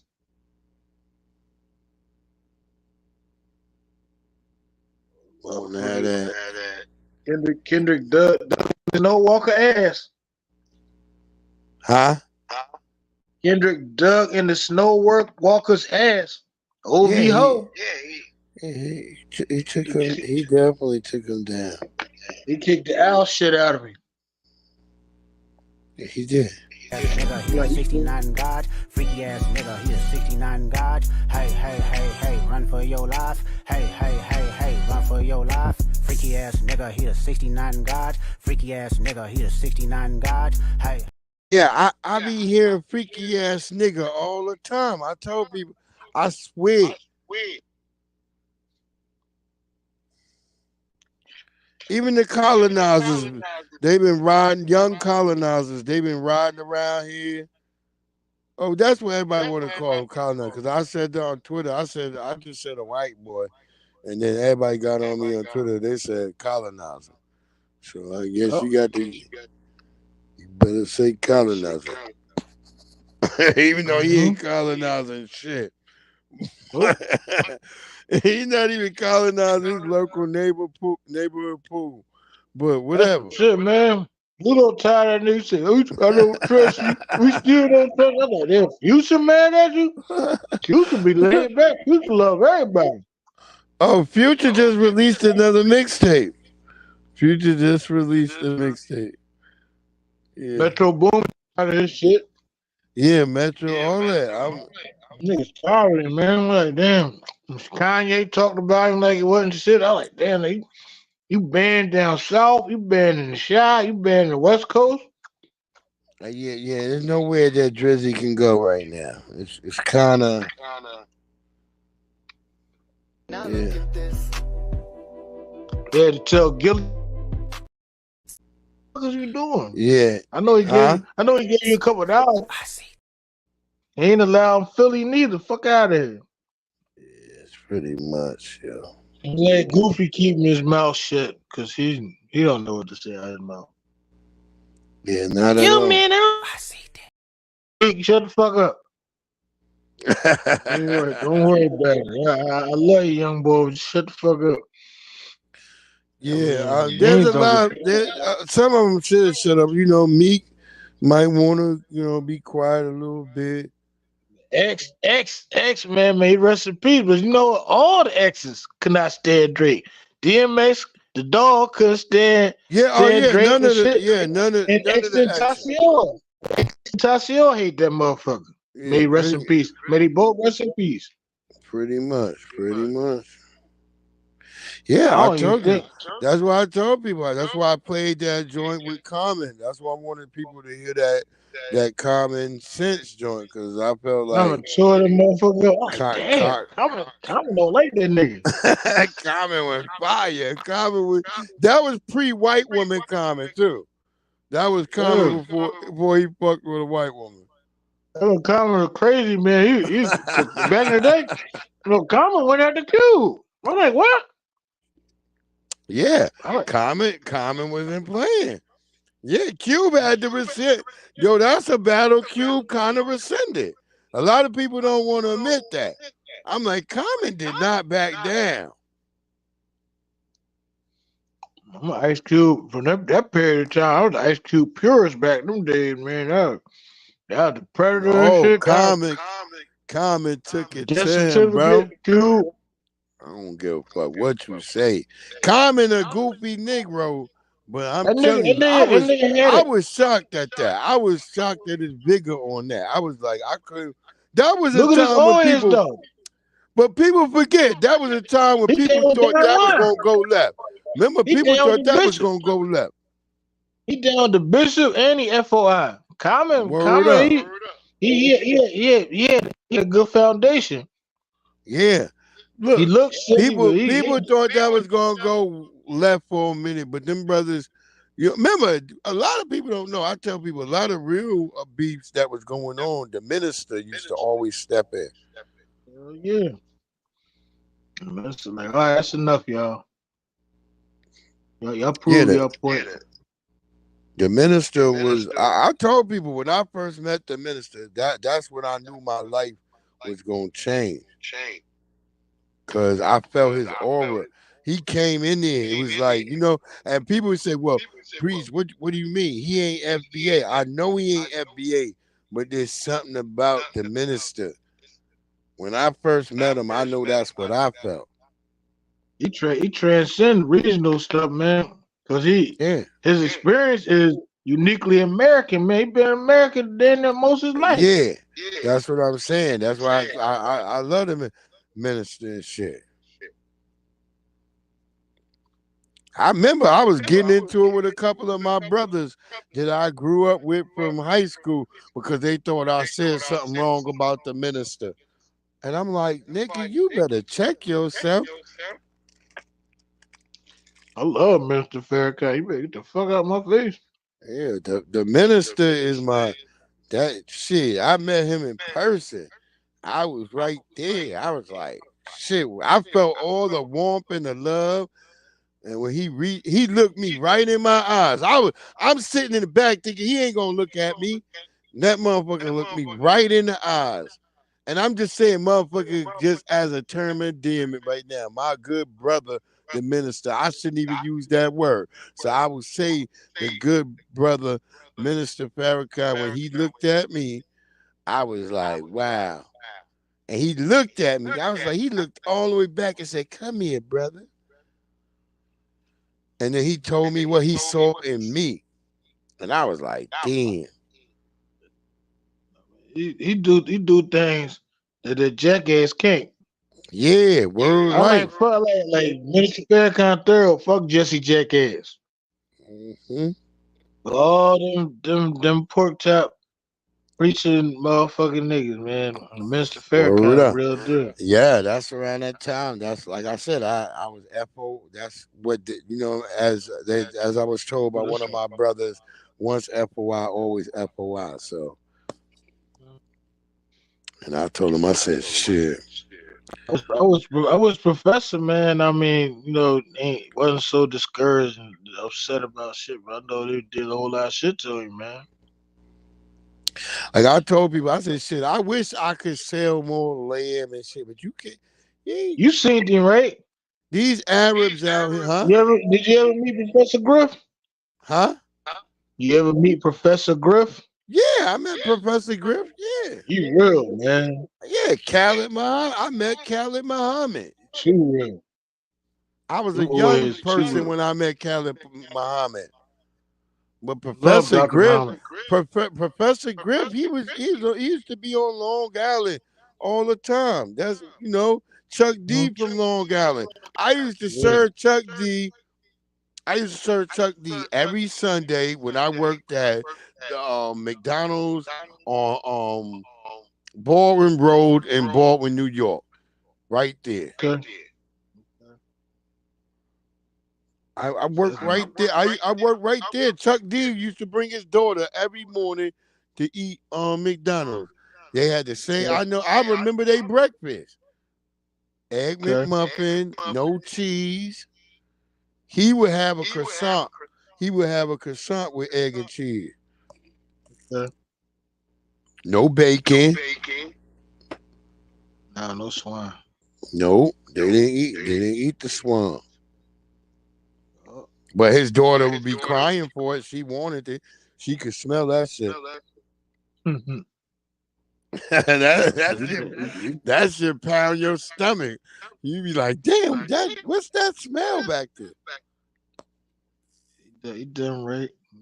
Yeah, I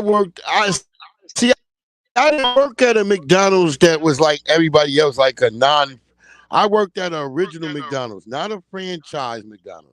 I worked at a McDonald's that was an original McDonald's. It was made of brick and stone. That's how you know a real McDonald's. It's made of brick and stone. It's meant to last. And I worked in there, and they always have a basement. All their food is kept in a basement. Most franchises don't have a basement. Everything prefabricated now, man. Yeah, they don't have a basement, but most original McDonald's always have a basement. And when you work for original McDonald's, nigga, they give you scholarships, they give you money. You could play on a McDonald's basketball team, you could play McDonald's baseball, McDonald's softball, McDonald's volleyball. They have all that. But you gotta be working for a regular McDonald's. You can't. I don't think franchises are allowed. Yeah, you have a whole damn picnic out in Central Park without McDonald's, nah, nigga. This is the wild shit I'm trying to tell you. I want to tell people, don't be sitting on McDonald's. I said, unless you working at a franchise McDonald's, then yeah, you should hate that shit. But if you can find a real McDonald's and get in there and work hard, bust your ass for like maybe 6 months. I'm not even telling you to do a whole year. you get those incentives after 6 months. Okay. That's good. Young motherfucker do rape, man. They'll give you stipends. It's the same way I see a motherfucker talking about, man, I ain't going to the army because I ain't following no orders. And then you at McDonald's taking orders. But you're not at the real McDonald's. You at the franchise. Right. where only the franchisee is making really the money. That's why you living miserable. Because if you was working at a real McDonald's, you would be reaping all these types of benefits that would make you not even notice that you're working at McDonald's. Right. A gym. You like, wait, I can go to a gym? Yeah, there's a whole McDonald's gym dedicated to you. All that.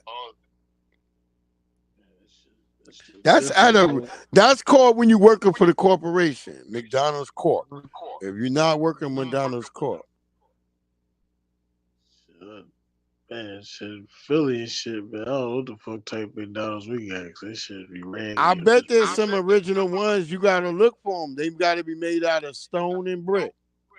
I gotta go to fucking Northeast or something with probably in the white neighborhood. Yeah, that's what I said. In all the Northeast and shit, Ben Sale and all the crazy shit. I bet you they got that shit and it still got the original white looking Ronald McDonald in front of it.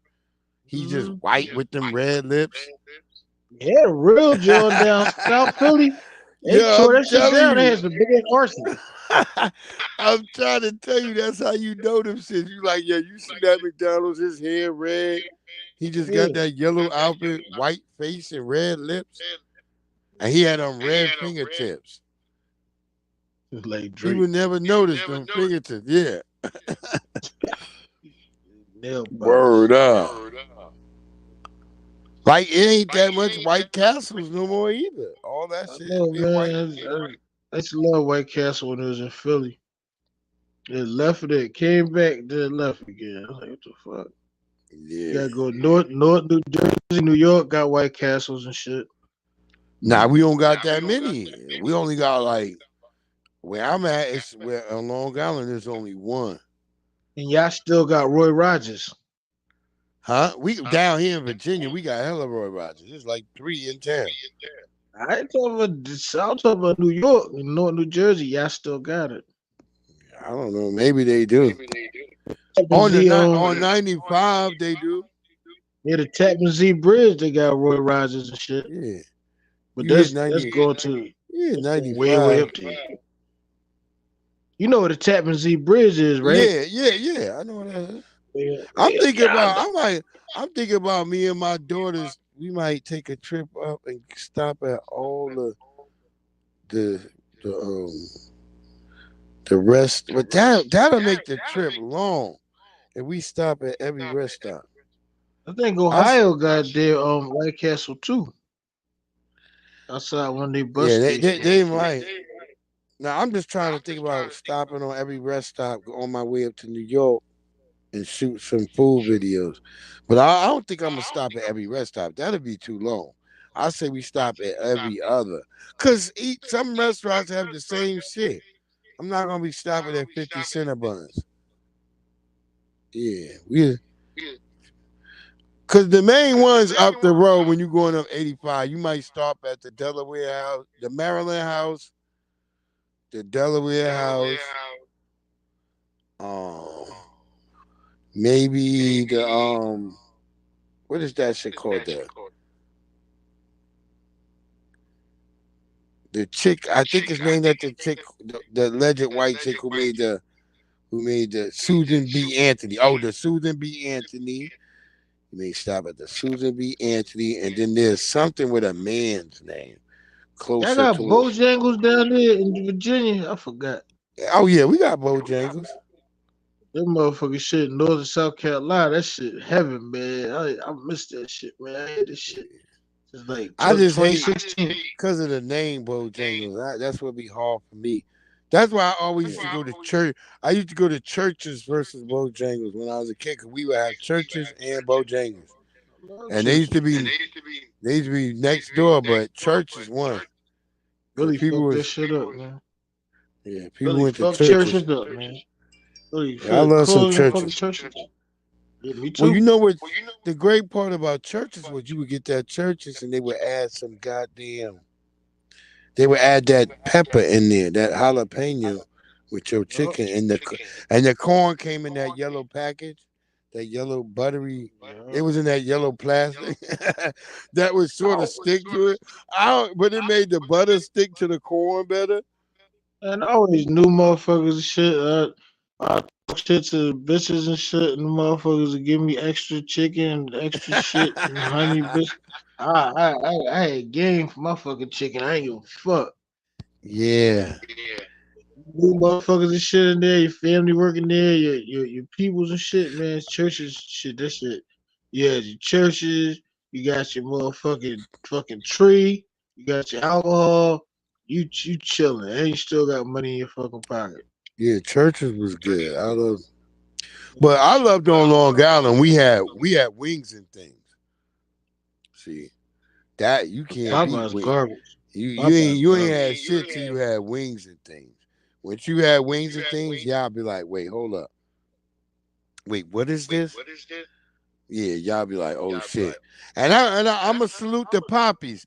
The Poppies took it over from the black family and they kept the original recipe. So I gotta salute them Poppies over there. Even though they threw some shit in there that's wild, like some yucca. I ain't never ate no yucca. That shit is unseasoned. I don't know how you supposed to eat it. They put some of that Popeye's in there. garbage. The Poppies, probably alright. Nah, they put. No, you got to try wings and things. If we ever go to New York, nigga, we got to go get some wings and things. I was gonna order some shit on the through the airport. And they deliver that shit to Dulles Airport. Yeah, I was gonna order that shit too. Dulles in Washington D.C., right? Yeah. No, it's in Northern Virginia. It's in Dulles, Virginia. It's like 10 minutes from me. Yeah, the planes fly over me all damn day. Hey, yo, you see that? You see that interview? Not to get off subject. You see that interview We on been off Instagram? subject. No, I'm talking about the white supremacist broad. Now, I mean, Coulter said that shit the bad salami. Oh, what she did to Vivek Ramaswamy. She Yeah, showed him the man. truth. She said, I She ain't gonna told vote him, for you hey, because you because you're injured. Indian. She I ain't let him gonna know vote the because you, full. I would never vote because you Well, injured. I'm a that wasp. that fits right in there. She's a white Anglo-Saxon Saxon Protestant. Protestant. As I've been Yo. telling people. I mean, you probably too young to remember, but she went William F. Buckley on his Yeah, ass. no. I know. I've studied history, so I know William F. Buckley. Yeah, And George Plimpton and all that. Like, yes, I'm a wasp. I'm not vote for your dirty and Indian ass. yeah. Like, We're yo. not gonna vote for you. You think you down with us, motherfucker, but you still on the bottom. Yeah, Yeah, it making fun of black people. He's smiling. Soon as he said that shit, that nigga face turned to salt. yeah. He looked like, oh, Yeah, oh my god. Like, yeah, nigga, you yeah. still That's what happened to Gandhi. That's what happened to Gandhi hate Gandhi. niggas. Gandhi hate niggas. Fuck that motherfucker. Yeah, For all his Gandhi bits. hated niggas, but remember, Gandhi hated niggas just like Vivek did. But the I'm white like, people that Gandhi know, hey, you ain't shit. you ain't shit. And then they popped him at the end. Yeah, exactly. We shoot his ass to death so we can end all this bullshit. Because remember, Gandhi was going to talk about restarting the violence in India. They had to clip him. Yeah, they learned. They not They playing with these plucked him real motherfuckers. quick. That's why I laugh at all the tethers who sit up here thinking like they gonna do something and get love from white mommy and white daddy, not knowing that you on the chopping block too, bro. I went to the store. I went to the store tonight at ShopRite, and I'm riding home, and I see this ugly ass white boy and this ugly ass African suit. It's like, I was like, that's his nigga. I love Yeah. you. You are my Nika. I'm like, really? And they had bad hairline, everything, dog. They both look weird. I'm like, I Yo, hope y'all ain't fucking each other. I see that shit every day out here in Virginia, yo. I hope y'all ain't fucking. I see the white boy with the black goopy African chick, and they always looking at me, and I be like, "What the fuck?" I had to say this one day. I was like, "What the hell are you looking?" They looking like they were shocked and shit when I said that. But it What was the hell two are you men. looking at me? It Oh was yeah, two men. there be men like that too. They hanging out. I'm like, what y'all hanging out for? What y'all They got in do common? all that. Like poor white trash Look, and stupid African. there Oh was my god. there was an African Negro with two white kids. I guess they was coming from football practice, whatever they doing right now. They were jealous. He got jealous because of my scooter and shit. Cause he had to get in the back of the white kid's car, and he got jealous, and he started trying to talk shit.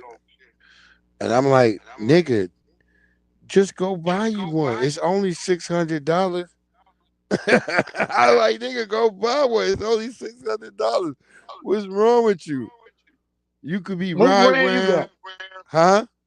What brand you got? It's called a fuck is that shit called? Electric? Yeah, it's an electric. It's No, called it's a the Electrek. Electric. no. It's gyro. It's gyro.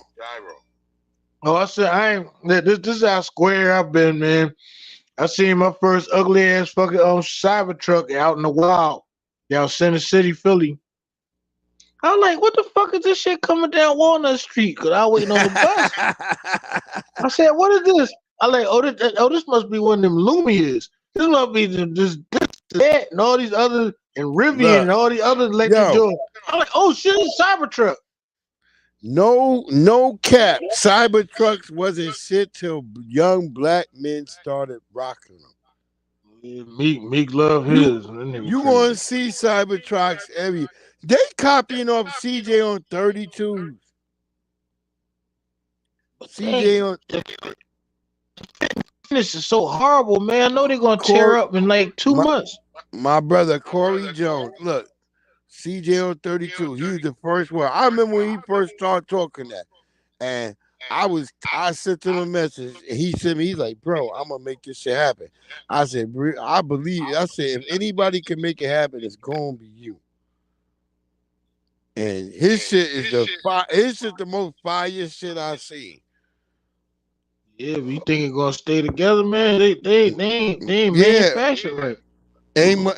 yeah. I've been hearing like they dangerous, but hey, hopefully these brothers realize that and they taking a risk. But hey, maybe these white people get a system update on the joint. It's like No an X. cop. It's like an Xbox, my nigga. They gotta wait for Yeah. that update. Each No week, copy. nigga. I know Copy got one. Yeah, I saw his shit. No, I'm talking about the African boy from Italy and shit that got all the money off the internet. Yeah, I see him, but I ain't even talking about him.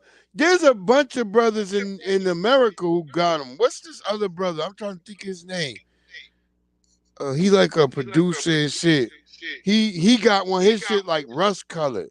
He got the rust colored joint. There's a lot of foundational black Americans who got these right now. These damn Cybertrucks. I know Jay-Z probably got one. Nah, I don't think Jay-Z got one. I don't think Jay-Z got one. All these rich motherfuckers. You know, buying shit. ironically, I was telling people, a nigga who got one that I ain't think would have one is Immortal Technique. What? Yeah, Immortal Technique got one. I seen his ass with one. I don't know if it's his, but he was in it. I was watching him in a video. Damn, dog, why you gotta be sitting behind me farting like that, yo? God Who that? damn. Oh, Momo. What you feed him? What you mean what I feed her? You know what I mean, nigga? Like sometimes you give animals shit to give them head. No, she been being watched. Go to the door. Get your ass from behind me. Smelling like that. God damn it. I like dog fart, boy. I hate that shit. Hold on, let me give y'all some pressure. Wait. No, oh no, let's drop this. I'll be right back. 2 years ago, we came here to Washington, D.C., shoulder to shoulder, with our voices raised in unison, demanding recognition, justice, and reparations. That moment was etched into the records of our struggle. And now, brothers and sisters, we are going to return here to Washington, D.C., not merely just to reminisce, but to reignite our spirit of determination, to amplify our voices, and to reaffirm our commitment to the cause. Join me, Tariq Nasheed, here in Washington, D.C. at the Rally for Reparations Juneteenth celebration at Freedom Plaza. We're going to have a vast array of phenomenal speakers, guests, leaders, and activists who's going to reignite that spirit of Majara that's within us and our lineage. You don't want to miss this event. Go to rallyforreparations.com. That's rallyforreparations.com. Come on down here to Washington, D.C. Be a part of history. Join me. Stand up for yourself. Stand up for justice. Stand up for your ancestors. Rallyforreparations.com. See you here.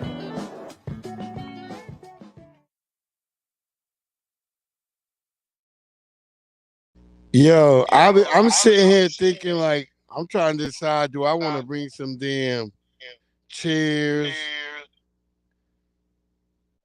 Because I could just bring my cart down. Because I'm trying to figure out if I want to drive or if I'm going to take an Uber to the bitch. Oh, shit. Because that's the great thing about living out here. You can easily catch a damn Uber. If I wanted. No, I said I was trying to decide if I was going to drive out to this shit or was I going to catch an Uber. Because last time they had it, I had to drive, but I had to go leave and move and try to repark my car, and I had to keep reparking my car. And it was when I was there with Dewan B. It was me, Dewan B, and us. We went to the club.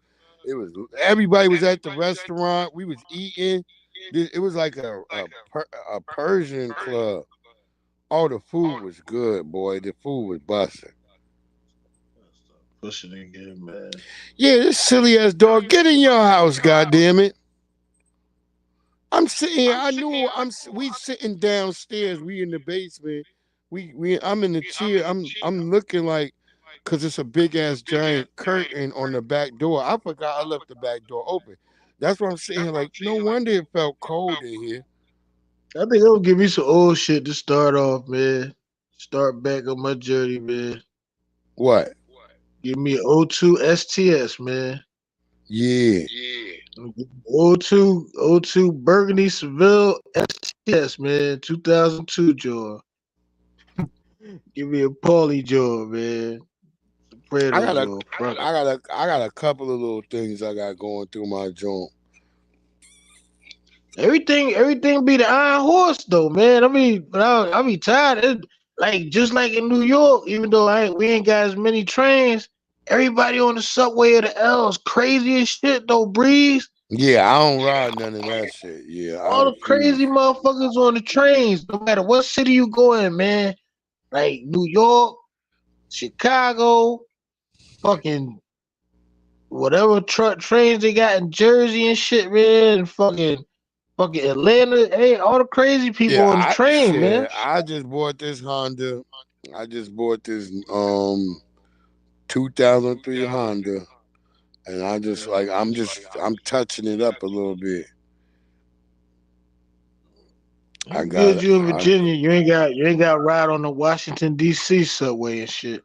Nigga, they start the subway extend out here now. They coming out here stealing cars and getting in car chases all the way back to DC, my nigga. Damn, son. Yeah, this is crazy. That's why I be worried about my daughter at night when she be parking. These little motherfuckers, every train in every city got some crazy fucking niggas and shit on the fucking all over.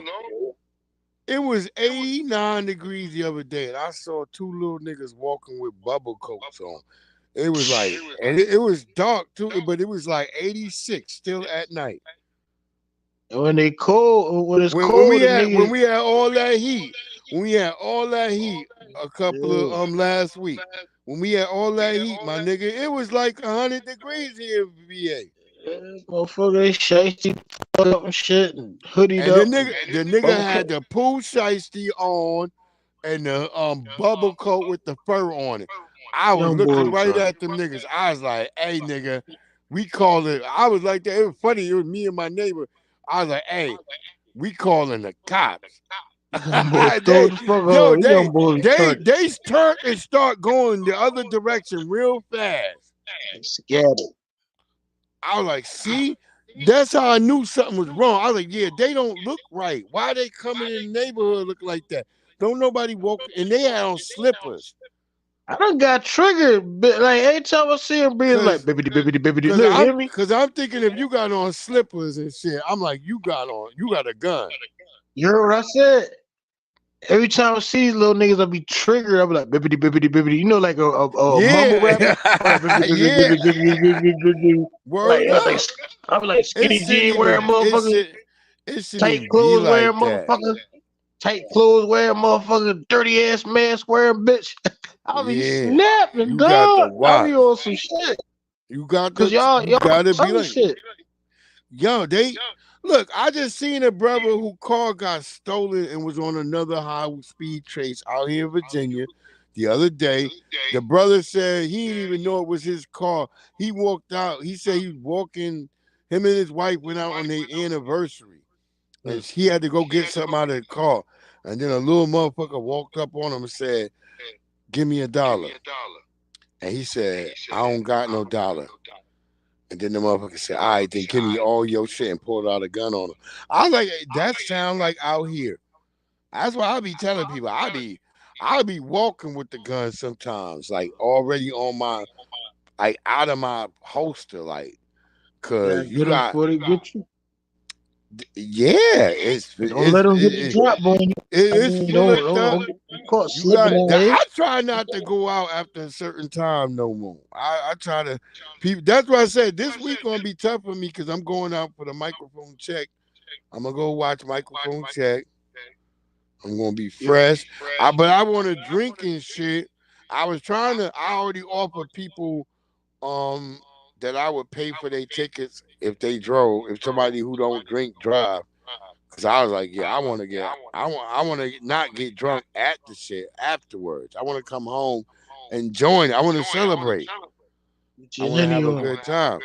I was going to buy some champagne, all that. I was like, let's turn up on the way back. Let's go eat. Let's go to a restaurant. Let's eat. And then, we turn up a little bit in the parking lot, and then we go home. Motherfuckers, I don't know. Because it seems like when you want to do something for people feel a certain way. If you do something, they feel like you owe. And I'm not even saying that. But that's how people be acting. That's how the world we live in now. When we came up, we looked out for each other. My man, if you was my man, nigga, you couldn't be with me and be broke.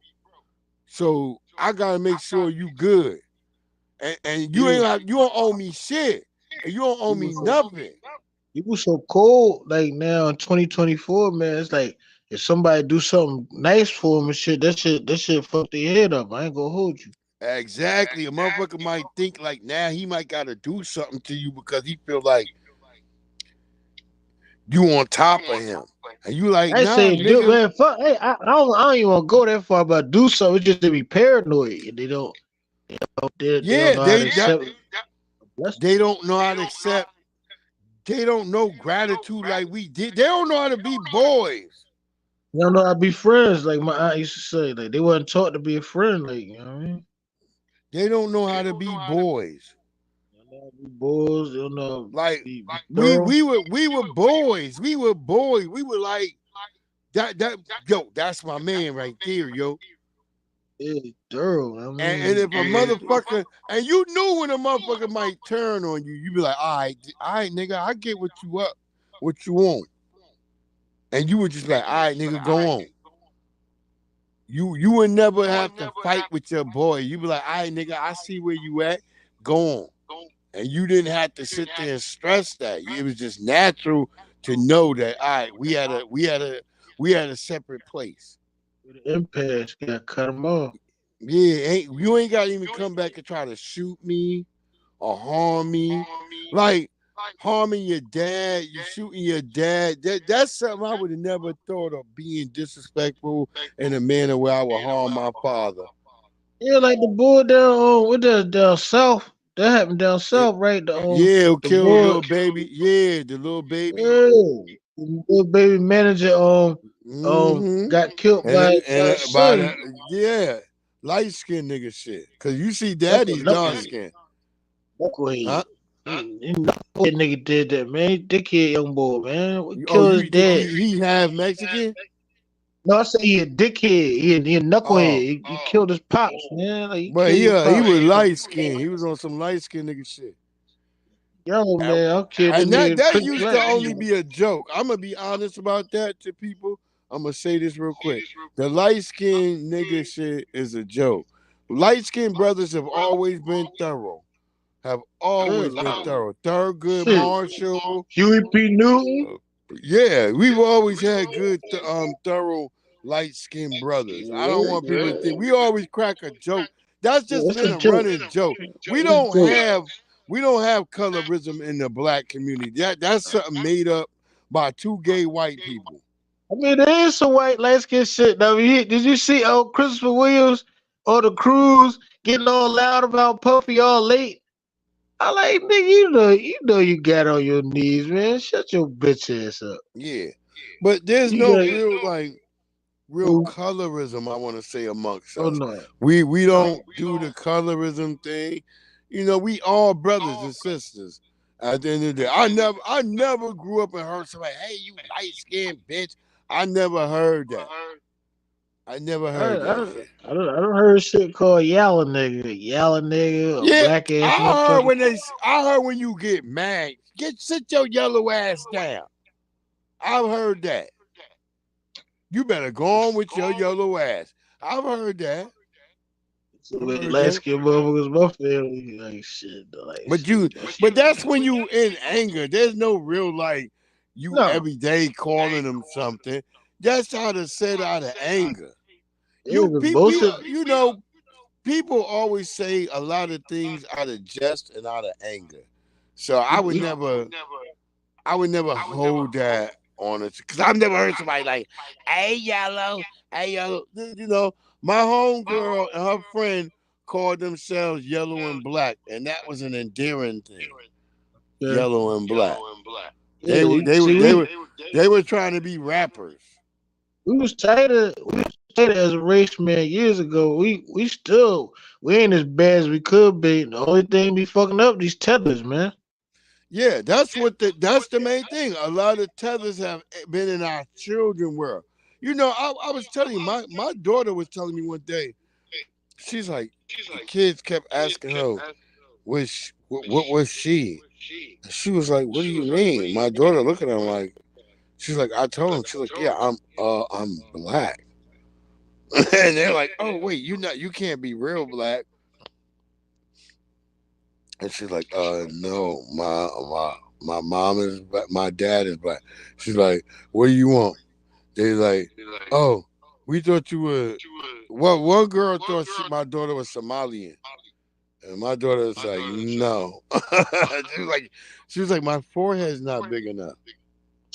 and the girl got mad. Yeah, I bet she did. All the Somalians got a big ass forehead, like Sade. Yeah, I already taught my daughters in that. You know, this is the different how they look, so they understand. Cause you out here in Washington D.C. and you look a certain way. You got to be prepared, because people going to try to identify you as anything else other than a black person. Yeah. Like, you know, I have Spanish black looking Spanish women coming up to me, start talking Spanish. And I'll be looking at them like, like they don't even care. They just talk Spanish to me, bro. Cuban, man. They don't even give a shit.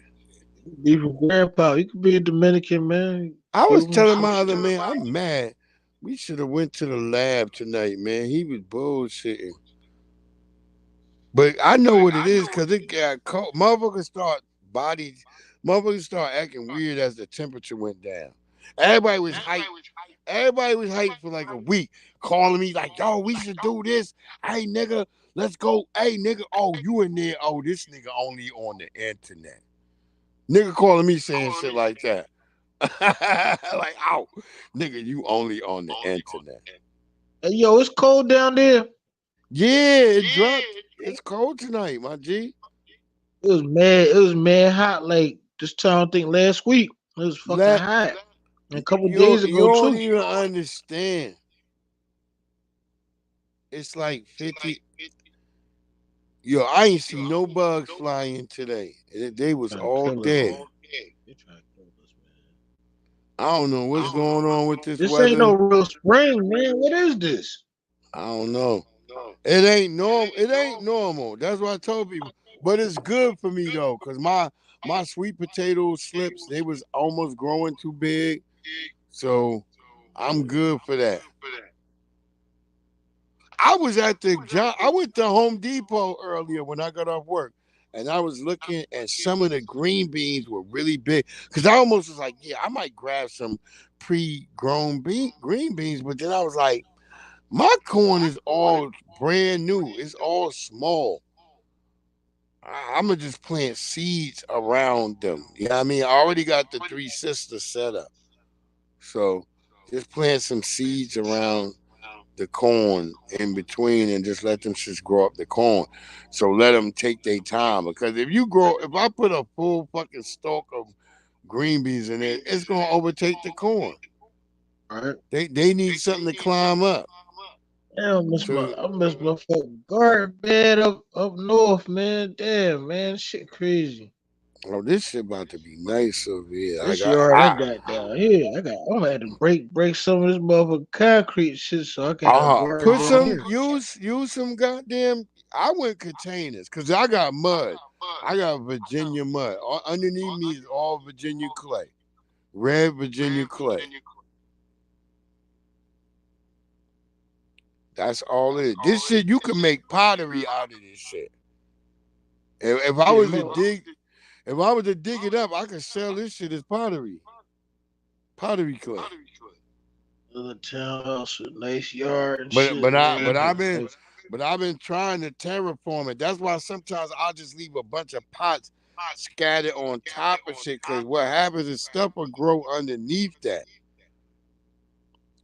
And then you move it around each year. You got land though, right? So you cool. Yeah, I ain't got much land. I got like a quarter acre, my nigga. You chill. Yeah, that ain't, nigga. I was living on a farm with 5. When you live with 5 acres, nigga, then you be like, Then you understand how land is. When you have 5 acres, you like, damn, this is 5. I wish in 1926, man, the Klan ain't run my people out of Bainbridge, Georgia, man. We had a big ass farm down there. You gotta get that shit back. They was having it. The Klan, man. That was a mess, man. It's almost 100 years ago, That's man. what my family doing right now. We reclaiming our old land down in Elizabethtown, North Carolina. My family down there. My cousin down there right now. Shit. Reclaiming the land. My little cousin went down there last year.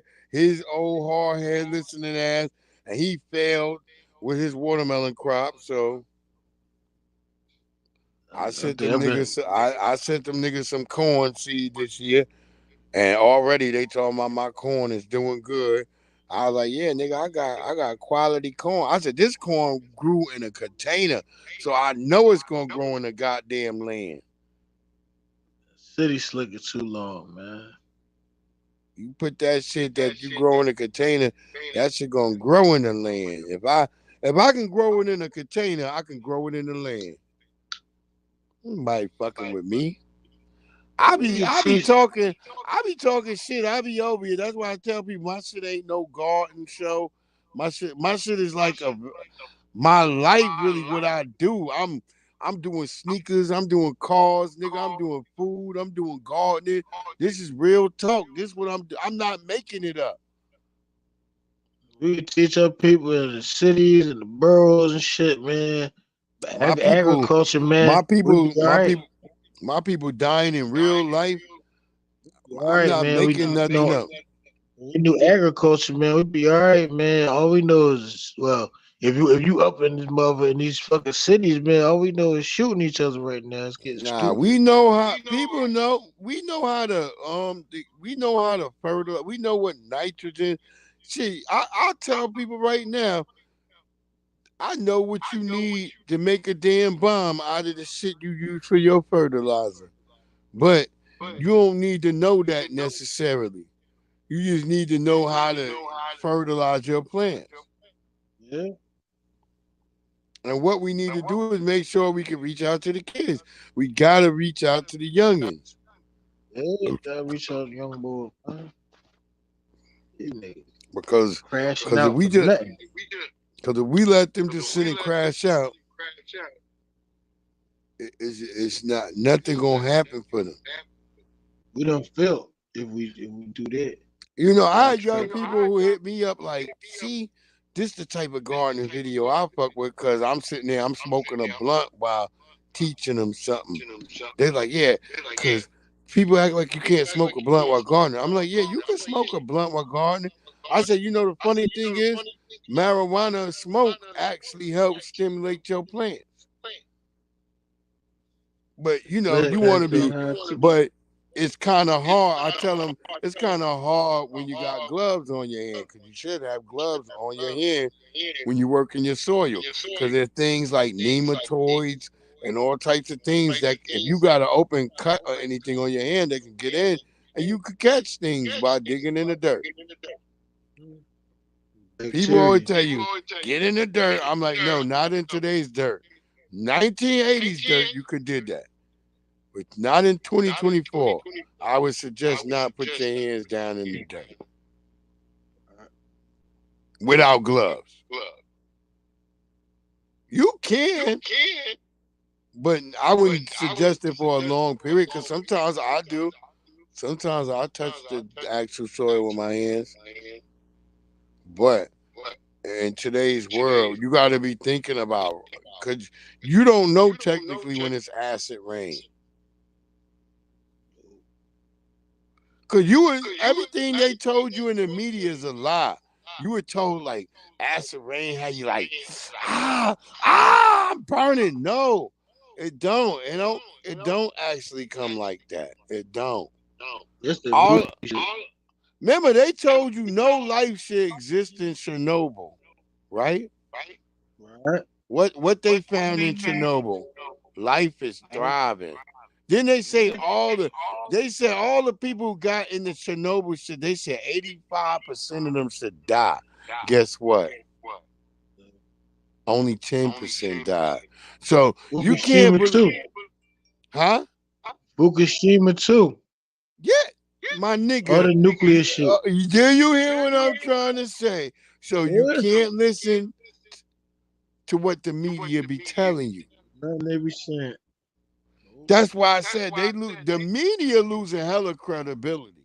And that's why I said they don't understand. That's why I listen to the new black media and everything else now. Because you can't trust regular media no more.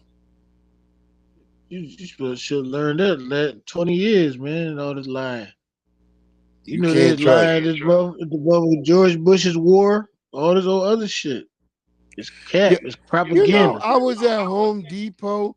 I was about to choke out the damn kid, and then he gonna try to tell me, "Can you just leave the car in here?" I'm looking at her. I said, "There's a white man who just walked in front of me with his car." I said, "Brother," I said, "Matter of fact, I'm not gonna even go to where we can go with this." I said, "I need the damn cart to get the goddamn plants I want to get." I was gonna kill his little ass for a minute, but I didn't. I was like, wait. You think he was a foreigner? Yeah, he was. He was like he looked like Drake. He looked like Drake when with the curly app when Drake had the curly fro. He looked like Drake, and I was about to say something, but I was like, wait, I'm not going. This could go somewhere. I said, but I'm not. He was like, look. He said, okay, I'm sorry. I'm sorry. He backtracked real quick, so I was like, all right, just leave me alone. I'll be right back, motherfucker. And I made Timu sure Drake. I made sure I came back to make him ring me up. I And he mean, was Timo he Drake. was really nice. I have to admit, he was really nice when I came back because he knew He the he wish fucked up. version. He the wish version of Drake. Yeah, he was. Timu He, Drake. he just sitting in there. He just thought I was gonna go at him, but I Great didn't. value Drake. I didn't. I let him know, like, hey, nigga, you think because I'm standing with my hoodie. I know you can see my little. I was like, because I just already showed him, like, man, I just got off work. So you thinking like automatically I'm just some nigga without money. I'm an older black man, nigga. I'm working here because this is what you get extra, nigga. You think this is called supplemental income, nigga? Boy, fuck is you talking about, young boy? They don't understand that shit. It's like, no, nigga, I don't. Michaels ain't my life. They like to try to disrespect you when you older when you got these little. Well, nigga, I'm not door dashing, nigga. You saw what happened to our older sister who could barely walk, and that white devil called her. Which one? And you ain't see that where the sister got shot by that devil with that nigga had an old goddamn 1940s Oh man, yeah, shooter. man, that's shit. That's a shame. Yeah, he She a shot little younger than me. I call her a girl. She was like 45. Yeah, he shot the shit up. But she couldn't Yeah, move, he so cracked she the older. cookie. She older. You can move. She can't move. She's like a sheep or cattle led to slaughter, man. She should have known that mother wasn't no good. She shouldn't have no business Yeah. there. I don't know why she went up there. She should have saw that house and like, yeah, this ain't nothing here for me to pick up. Word up. I remember I was with my boy who be doing Uber, and I went with him, and we went to a real scary house. He was lucky that I was with him that day because that white man pulled the gun on us. I was like, yo, I'm looking like, yo, why the fuck we out here, bro?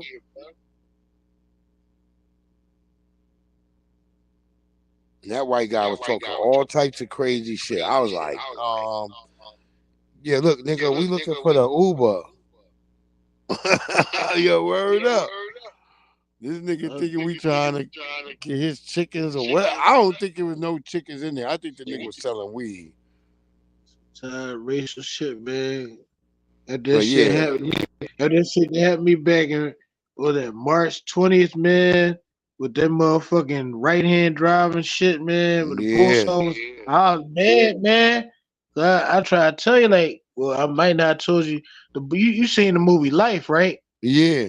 Oh And you yeah, know you Dylan. did. Yeah, you did You know say Dylan so. from the gun line. Yeah, that was my driving instructor. That motherfucker made sure to film me and fired me that fucking day. That's fucked I was up. mad as shit, Bree. I had to get my fucking postal bag back and everything, man. That's fucked up. That's some racist shit, man. 3 days? I'm like, damn it. Yeah, 2 days of orientation and a driver test. And a driver test killed me. Come on, man. That's too much power for one motherfucker. that's how they do you. And there was black people that was in orientation, but they was shipped all over. There was a girl from New York that came there and shit. There's people from Virginia, every goddamn way. But this Yeah, was a very black class. So when I went out there, shit, they there was a don't black really lady. want black people getting that job. I'm There was a telling you. non-FBA, light-skinned, nappy head, bad hairline. Yeah, I mean, motherfucker there and shit. And then there was like some motherfuckers look like they was Arabs or Mexicans or Guatemalans or whatever. So I The was the only wildest black shit man. tonight. Wait, hold up. The wildest shit tonight I saw at Home Depot was all the lesser niggas was Africans.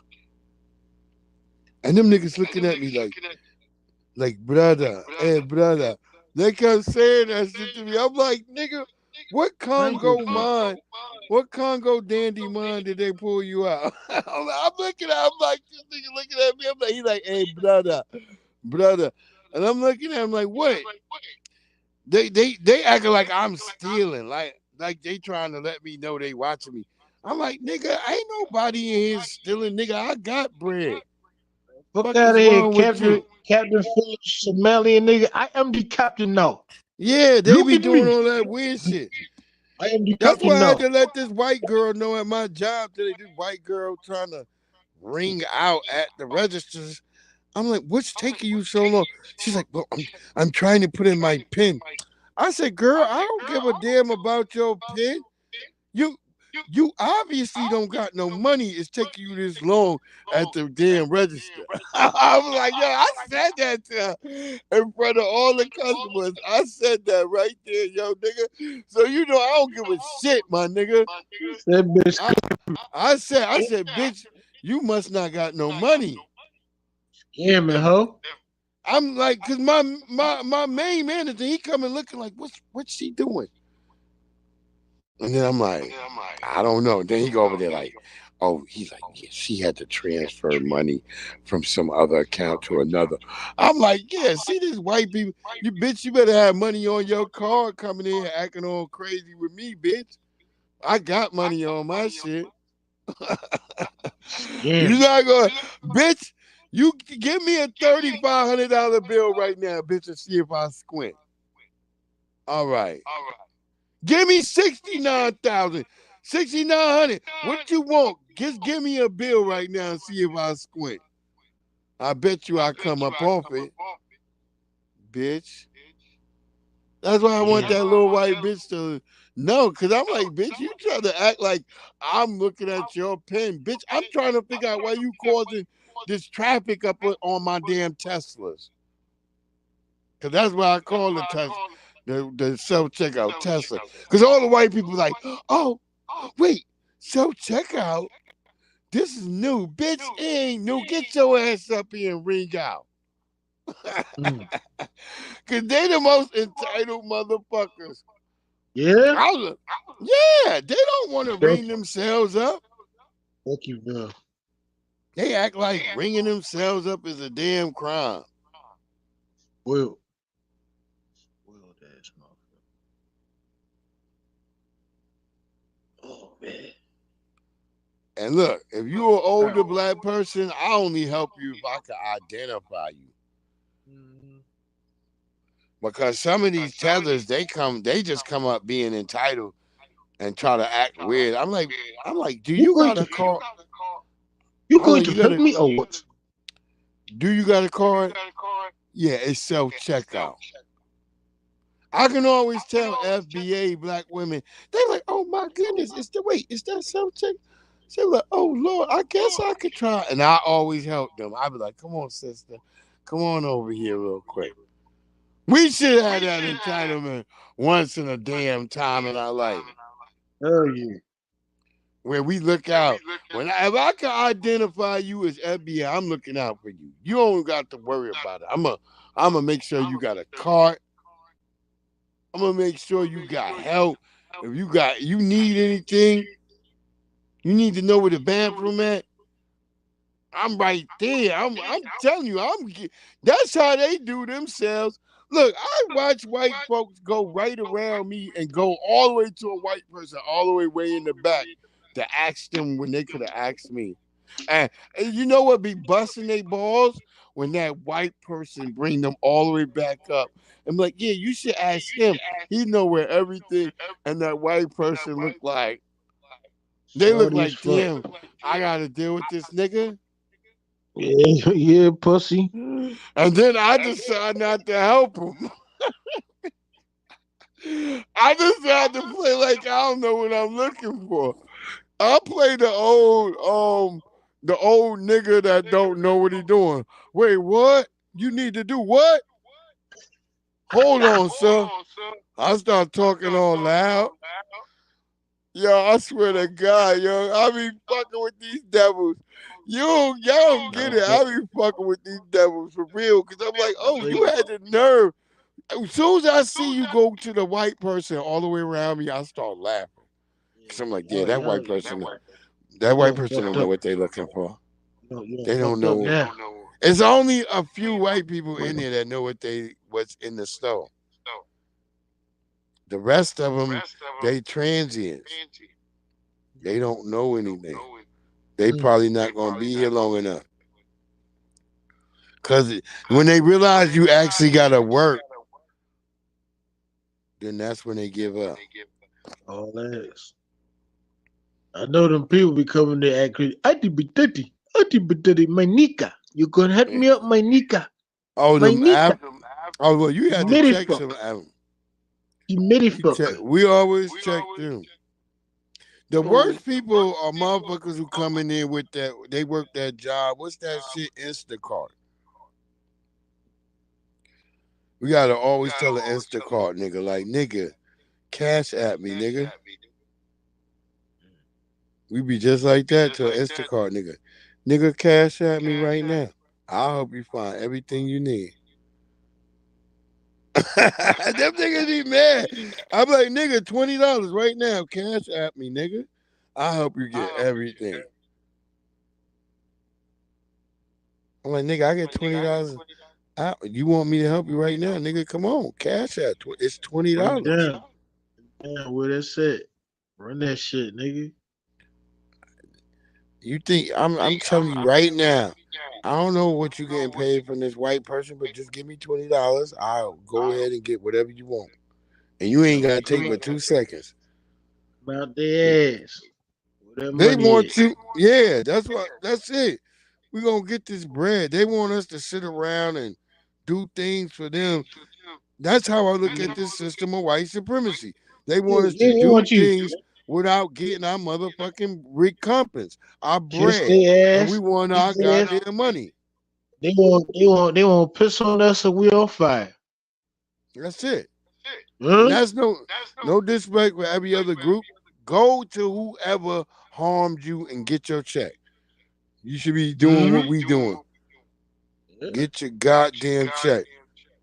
Don't you call out, man. Get your motherfucking issue. But don't come asking us to do all the goddamn heavy lifting. So we're gonna give a quick rundown on what we was touching on tonight. We touched on this right here. So let's give it a quick rundown again. He a 69 God, freaky ass nigga. He a 69 God. Hey, hey, hey, hey, run for your life. Hey, hey, hey, hey, run for your life. Freaky ass nigga. He a 69. Yeah, here we go. Squad, fleek, basic, no cap, bet, yes, turn up, spilling tea. Got receipts? Keep it 100, finesse. These are just a few terms and phrases that originated in black communities and have become popularized, some might say co-opted, by mainstream American culture. But this trend predates the internet by decades. Americans have long embraced contributions to popular language from African Americans, arguably more than they've been willing to embrace the people themselves. This cultural dissonance is just one part of the long, complicated history of African American English. And to unpack it, I'm joined by sociolinguist and AAE researcher, Dr. Rachel Elizabeth Weisler. It is perhaps one of the most culturally impactful varieties of English on earth, but also the most misunderstood. AAE is also one of the most Anyway, I don't know what they talking about that old AAE thing, but it's foundational Black Americans. But we know the vernacular, our speech, our swag, everybody's eating it, digesting it, all across the universe, the world, the global. We are the culture, even though we are under a damn system of white supremacy. But we are the culture. That's it. Everybody want to be everybody want to be black, but don't nobody want to be a nigga. Make sure you remember that part. Just like Paul Mooney said. Yeah. Paul Mooney laid it out. Yeah. You dig what I'm saying? And then our old brother right here, he chimed in and he let us know this right here. White racism created these black ghettos, as we said it then, and it's white racism which sustains them. We're not talking about where one white person hates black people. We're talking about a system where you live in an all-white neighborhood. You go into a building, an office, where all you see is white people. And you don't think anything's strange about that. That's what we're talking about.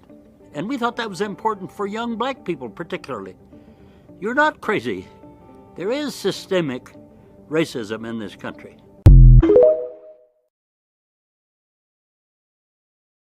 Once again, we want that to be known through ad nauseum that we aren't talking at this for a situation of integration. We're talking about this as a situation of we're knowing that we're not crazy. We want all our brothers and sisters for all your years you've been feeling like you insane, that something ain't right, and people telling you crazy. You ain't been crazy when you've been saying that there's some type of problem with racism, that is systemic, that it is happening to you. I want you to understand, brothers and sisters, we now are documenting and letting know that this is actual. Factual. That's right. And now we about to get tactical. That's what we talking about, family. No more game playing. No more hustling of the family. And then we were looking at a young Drake, and we said there's no way you could be saying he's foundational Black American or put him on us, even though his daddy foundational Black American. No foundational Black American ever danced like this as a kid. And we could dance as kids. Foundational Black Americans could dance. This is not the way we dance.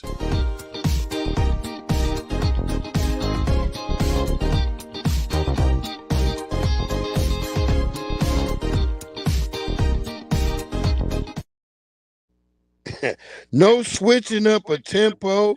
No switching up. Just like a duck swimming for the side. No, we cannot accept that. We did not. We from the Black delegation do not accept Aubrey Graham.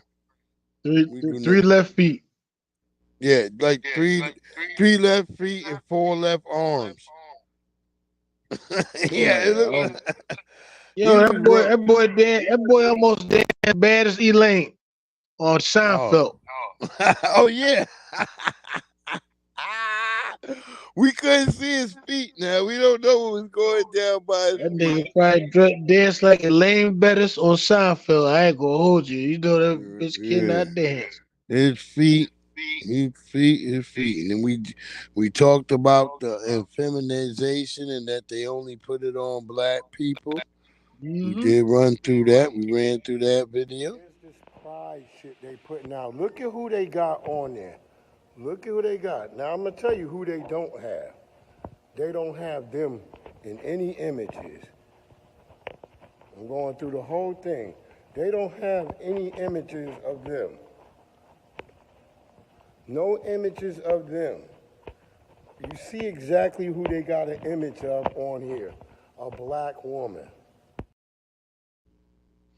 And that was very shocking for me to have to put that together. I was very distraught doing that. I feel like I was oppressed by that situation.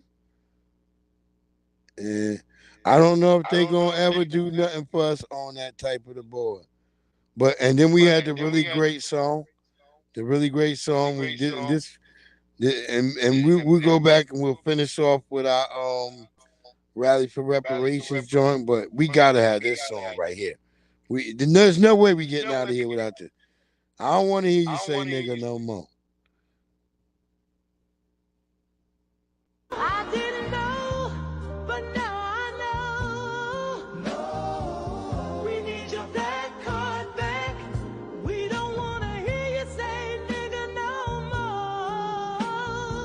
more. We need your black card back. The culture is sacred, and that's all I'm going to say. So you can come to the cookout, but you can't eat a plate. You have exceeded your nigga credit limit. Your black card has been revoked. 'Cause we can tolerate ya, but we don't wanna hear you say nigga no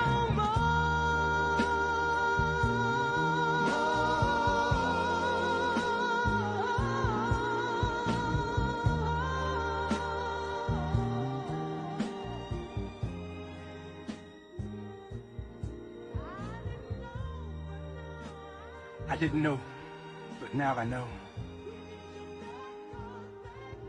We need your black card back. We don't want to hear you say nigga no more. We need your black card back. We need your black card. And thank you, family. That was Energy of Atlas with Nigga. You can't say nigga no more, and we need your black card back. You hear that, family? We need your black card back. This has been your boy Breeze Omega this Breeze. And this has been the Black Round. Thank you, David, for being here tonight, my good brother. Appreciate you. Well, shit, thank you this morning. I guess we still here in the morning. Miss B and them, they didn't bring their cowardly selves in here. I told her to come in here. Maybe she stepped in or not, but I guarantee when we're done, I'll hear from her at some point. Y'all gonna have a great one out there.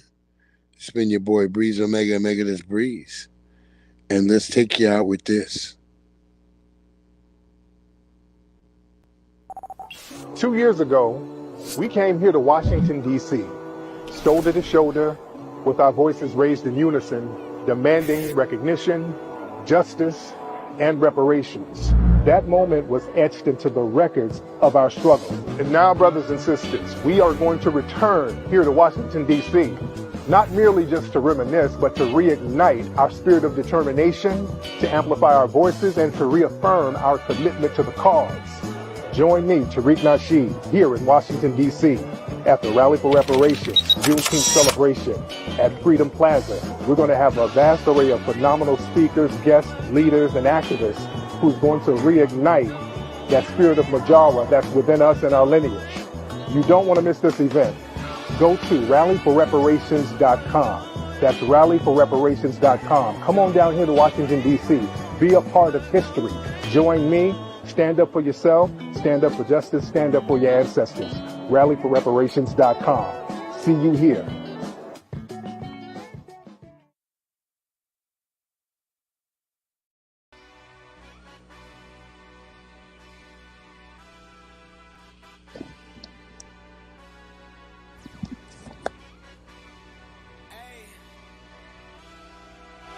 Yeah, let's see how you do under pressure. I've been wanting this forever. I've been in the field with whatever they throw at me. Brush it off, pick myself up, moving on to the better. Hey. Ain't no errors, baby, it's a new era. I wake up early, feeling rich like I'm Kesha. I get to the paper, boy. Extra. Walk with me, you know that I got it. Come with me, let's take a trip to the islands. We up on the jet, we'll do more than just fly on it. Stand on that hill, you gon' die on it. Boom. Baby, I'm not one of them, you should try on it. Miss me with all that, I'm on to the next. Whip this up, I send you back to your ex. But good luck with that, this is big as it gets. Hey, let's see how you do under pressure. Let's see how you do under pressure. Give them a name to remember. Hey, let's see how you do under pressure.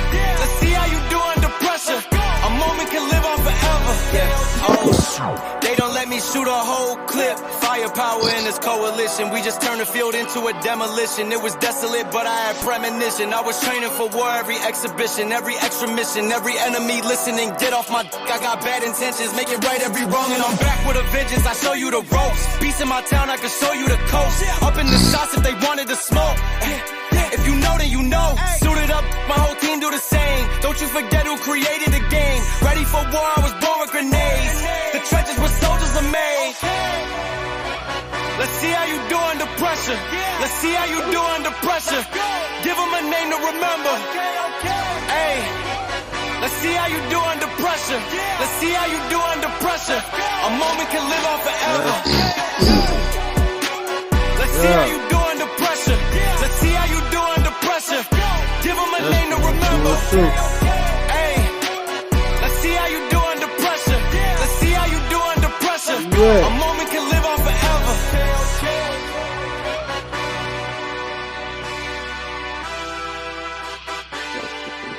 Two. Yeah. Shit, we about to be out. What happened to you, Drop? That's 1, 2, 1, 2. Oh, yo, man. So, when this shit happen like this, do that mean I gotta get a new phone because it's a government phone? No, it's been 3 times, and it ain't just you. It's my Nah. whole bitch shut. My whole shit shut the fuck off. Nah, I don't think it's that. Nah. My whole shit shut. Not just YouTube. My phone shut off. Your And whole rebooted. phone? Yeah, it shut off and shit and came the fuck back on. Something ain't right, know. man. Yeah, figure that out. Yeah, I guess ain't well, you know the whole saying, ain't nothing free. Yeah, you know that. I mean, I ain't gonna hold y'all. iPhone, Samsung. That's how I've been playing these last 10 years. And this here is a Motorola. Yeah, I mean, it's nice, but it's free.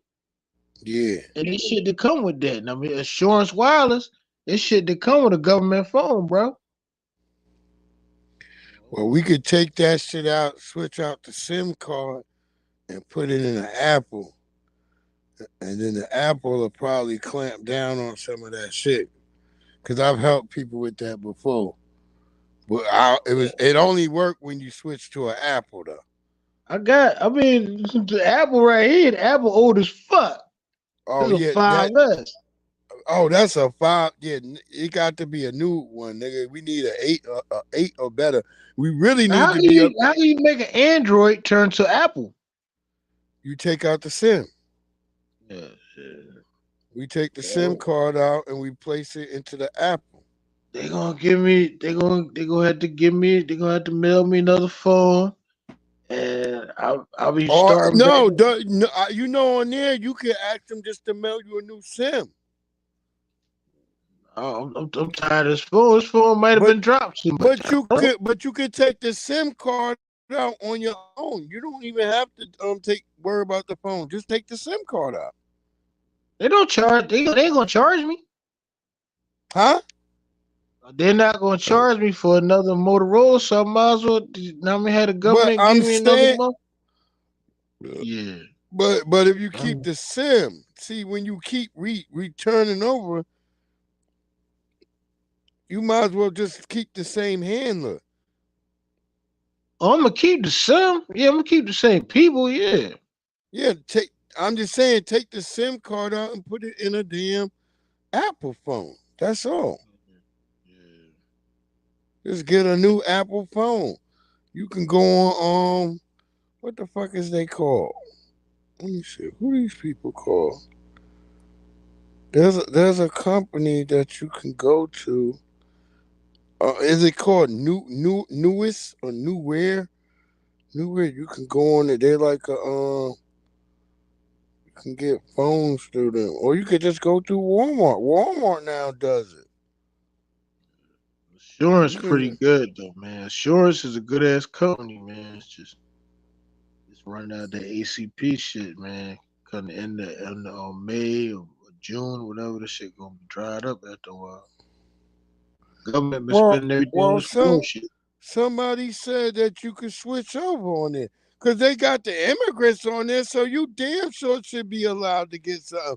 Because I've been showing people who've been talking to me about that. I've been showing them how they can get maintain coverage through there. They send you a whole thing through there. This is my backup phone, man. This ain't gonna be the main phone no more. Let's get back to work. No, but I'm just trying to say they give you they give you. You should be able to upgrade. I'm surprised you got such an old phone through that. That's like what the tethers have. No, do you hear what I said? I got me a fucking 2 year old. I guess it came out 2 years ago. The fucking Motorola fucking G Pure joint. I got a Moto. I'm on a Moto right now. I What think is it it? came Is out. it G7 or what? It came Moto G. It's a Pure Moto G Pure. I ain't never heard of that. It's the joint that they giving out free. Is You know what I that is mean? that supposed to be new? It got how many it got one, two, three. It got three fucking camera things and shit. I know a lot of the Motorola Jones is thorough got four camera things on it. Yeah. Damn. Let me see something real quick. It's time to get another one, man. This bitch dying. So I charge it and everything. That's crazy. Probably its time is up. I think I got this in 22 or the beginning of 2023 or some shit. It's Yeah, time, bro. they should be making it easier for Americans though. With the fact that you're giving all this shit out to immigrants, there should not be nothing happening to goddamn Americans. That's what I've American. been. I've been fighting this shit right here. I was out here. That's something that I've been lobbying for out here because I was going up there and I keep getting people telling me this the shit. I've been going up to the damn people, the Jennifer Wexton out here, who's in the Senate. She's from where I am. I've been contacting this bitch the entire time. Her and goddamn Kurt Warner. I mean not Warner, Chris Warner. That's the They Republicans. huh? They Republicans. One no, I think they might be. I think he might have became an independent. She's a Democrat. Yeah. That's who they supposed to be in control of it. So I don't know. When I texted them and sent them, they sent me this long ass message like, well, "Thank you that you care, you support, and we're gonna make." And then they said they was gonna do something about it. Then somebody called me the other day, told me that yeah they shutting it down. I'm like, and they saying it's the Republicans, but I don't know. I Yeah, believe because they I mean it is because every all the money been going to Ukraine and shit and and all this other and bullshit. and the immigrants. They cause That's yeah, because why they that's ain't why done I'm no trying to agenda. tell you it's not the Republicans. The Democrats want to just give the program over to the immigrants. It's what I've seen. That's Both of some them of the motherfuckers. that's the Ain't no pay domestic programs moving forward. that's the And we talking about paperwork. housing No, assistance and everything else. no, it's moving for everybody else but you. It's But moving for us, immigrants. It's the moving for immigrants, yeah. immigrants. It's not moving for the common American people. This is what I'm trying to explain to you. This is something I've been I bat. know. This is what I'm battling out here, and I'm trying to battle it on the real because I'm so close to DC. I'm down here at these damn meetings. I'm out here, and I'm like, we've been yelling about this shit. We've been telling people that they don't give a damn about the common American while they're taking these programs that are for Americans. They're not getting rid of them, is what I'm trying to explain to you. They're not getting rid of the program. They're just getting rid of it for you. They're taking the same program and all the funding and switching it to all the immigrants because they no longer give a shit about you. And this is why it's time that the Democrats do not get elected again. It's the Democrats who are doing this. Obama is the same shit Obama did. All your affordable health care, all that disappeared under Obama. So y'all gonna have to come to a point in your mind and realize that they use each other. Bad cop, good cop. This is how they pull you with this sleight of hand trick. You over here looking at the bad cop, which is always the Republican, while the good cop is steadily giving your ass charges. That's the Democrat. That's the liberal. They're both together, but it looks like they're both not together.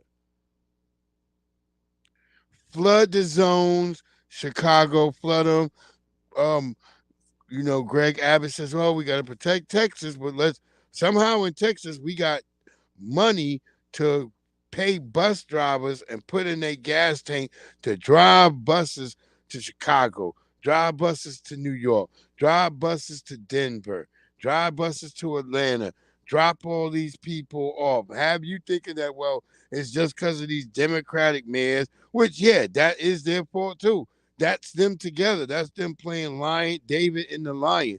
So now we sit here, we both playing this same game that, hey, we don't know if we're sitting here and we're trying to be like, hey, hey, Tyrone, look over there. See what he's doing? He's got a Confederate flag on. He's burning a cross. Ugh. And Tyrone like, oh, ow. What's that pain from my back? Don't worry about that pain, Tyrone. Look over there to the right. He's burning gay books, Tyrone. Tyrone again. Ow! What's that pain from? Don't worry. Back over to your left, Tyrone. Look what they're doing now. They're taking away women's right to abort children. Ow! Until they freaking kill Tyrone, stabbing him in the back, left and right, because they both doing the same damn thing. It's like when I'm battling squirrels. I used to always chase the squirrel that I saw, not knowing that there was another squirrel behind me coming in to pillage and rampage as I chased that one squirrel. That's how Democrats and Republicans work. One of them lets you see them, while the other one comes in behind you and does all the dirty work.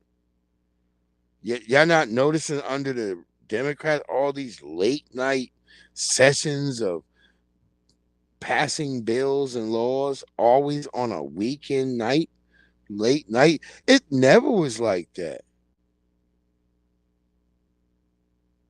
Like, if you took all those old cartoons from the 80s where they say how a bill was made or what does it take to make a bill and the bill's walking down the steps, you had to shoot those goddamn characters, the bill. Pow! Like, yeah, that shit don't exist no more.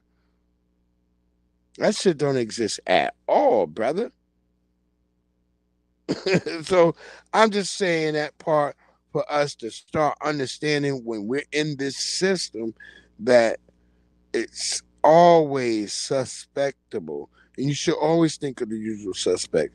When something goes wrong in a black community, you should be thinking like, usual suspects. Because we've had city after city, town after town, village after village, municipality after municipality disrupted by the chaos and the terror of the mischief makers. And a lot of people get scared to say that, and that's because of systemic racism. There isn't just, we constantly talk about Black Wall Street. There were many Black Wall Streets. There wasn't just in Ohio or in Oklahoma or in Delaware. It was in North Carolina. It was in South Carolina. It was in Mississippi. It was in Louisiana. It was in Minnesota. It was everywhere we saw a foot that said put our foot down and stand on our square, as we've always done. Well, this has been your brother, Breeze Omega. That's Breeze. I hope you had a good one tonight. This has been the BlackRound. I hope y'all come around. I hope to see you. I hope to see you June 15th in Washington, D.C. at Freedom Plaza for the Rally for Reparations. I appreciate you. I love you. Hope you have a great one. Stand on your square, and I'm going to catch you on the flip side. And I'm out.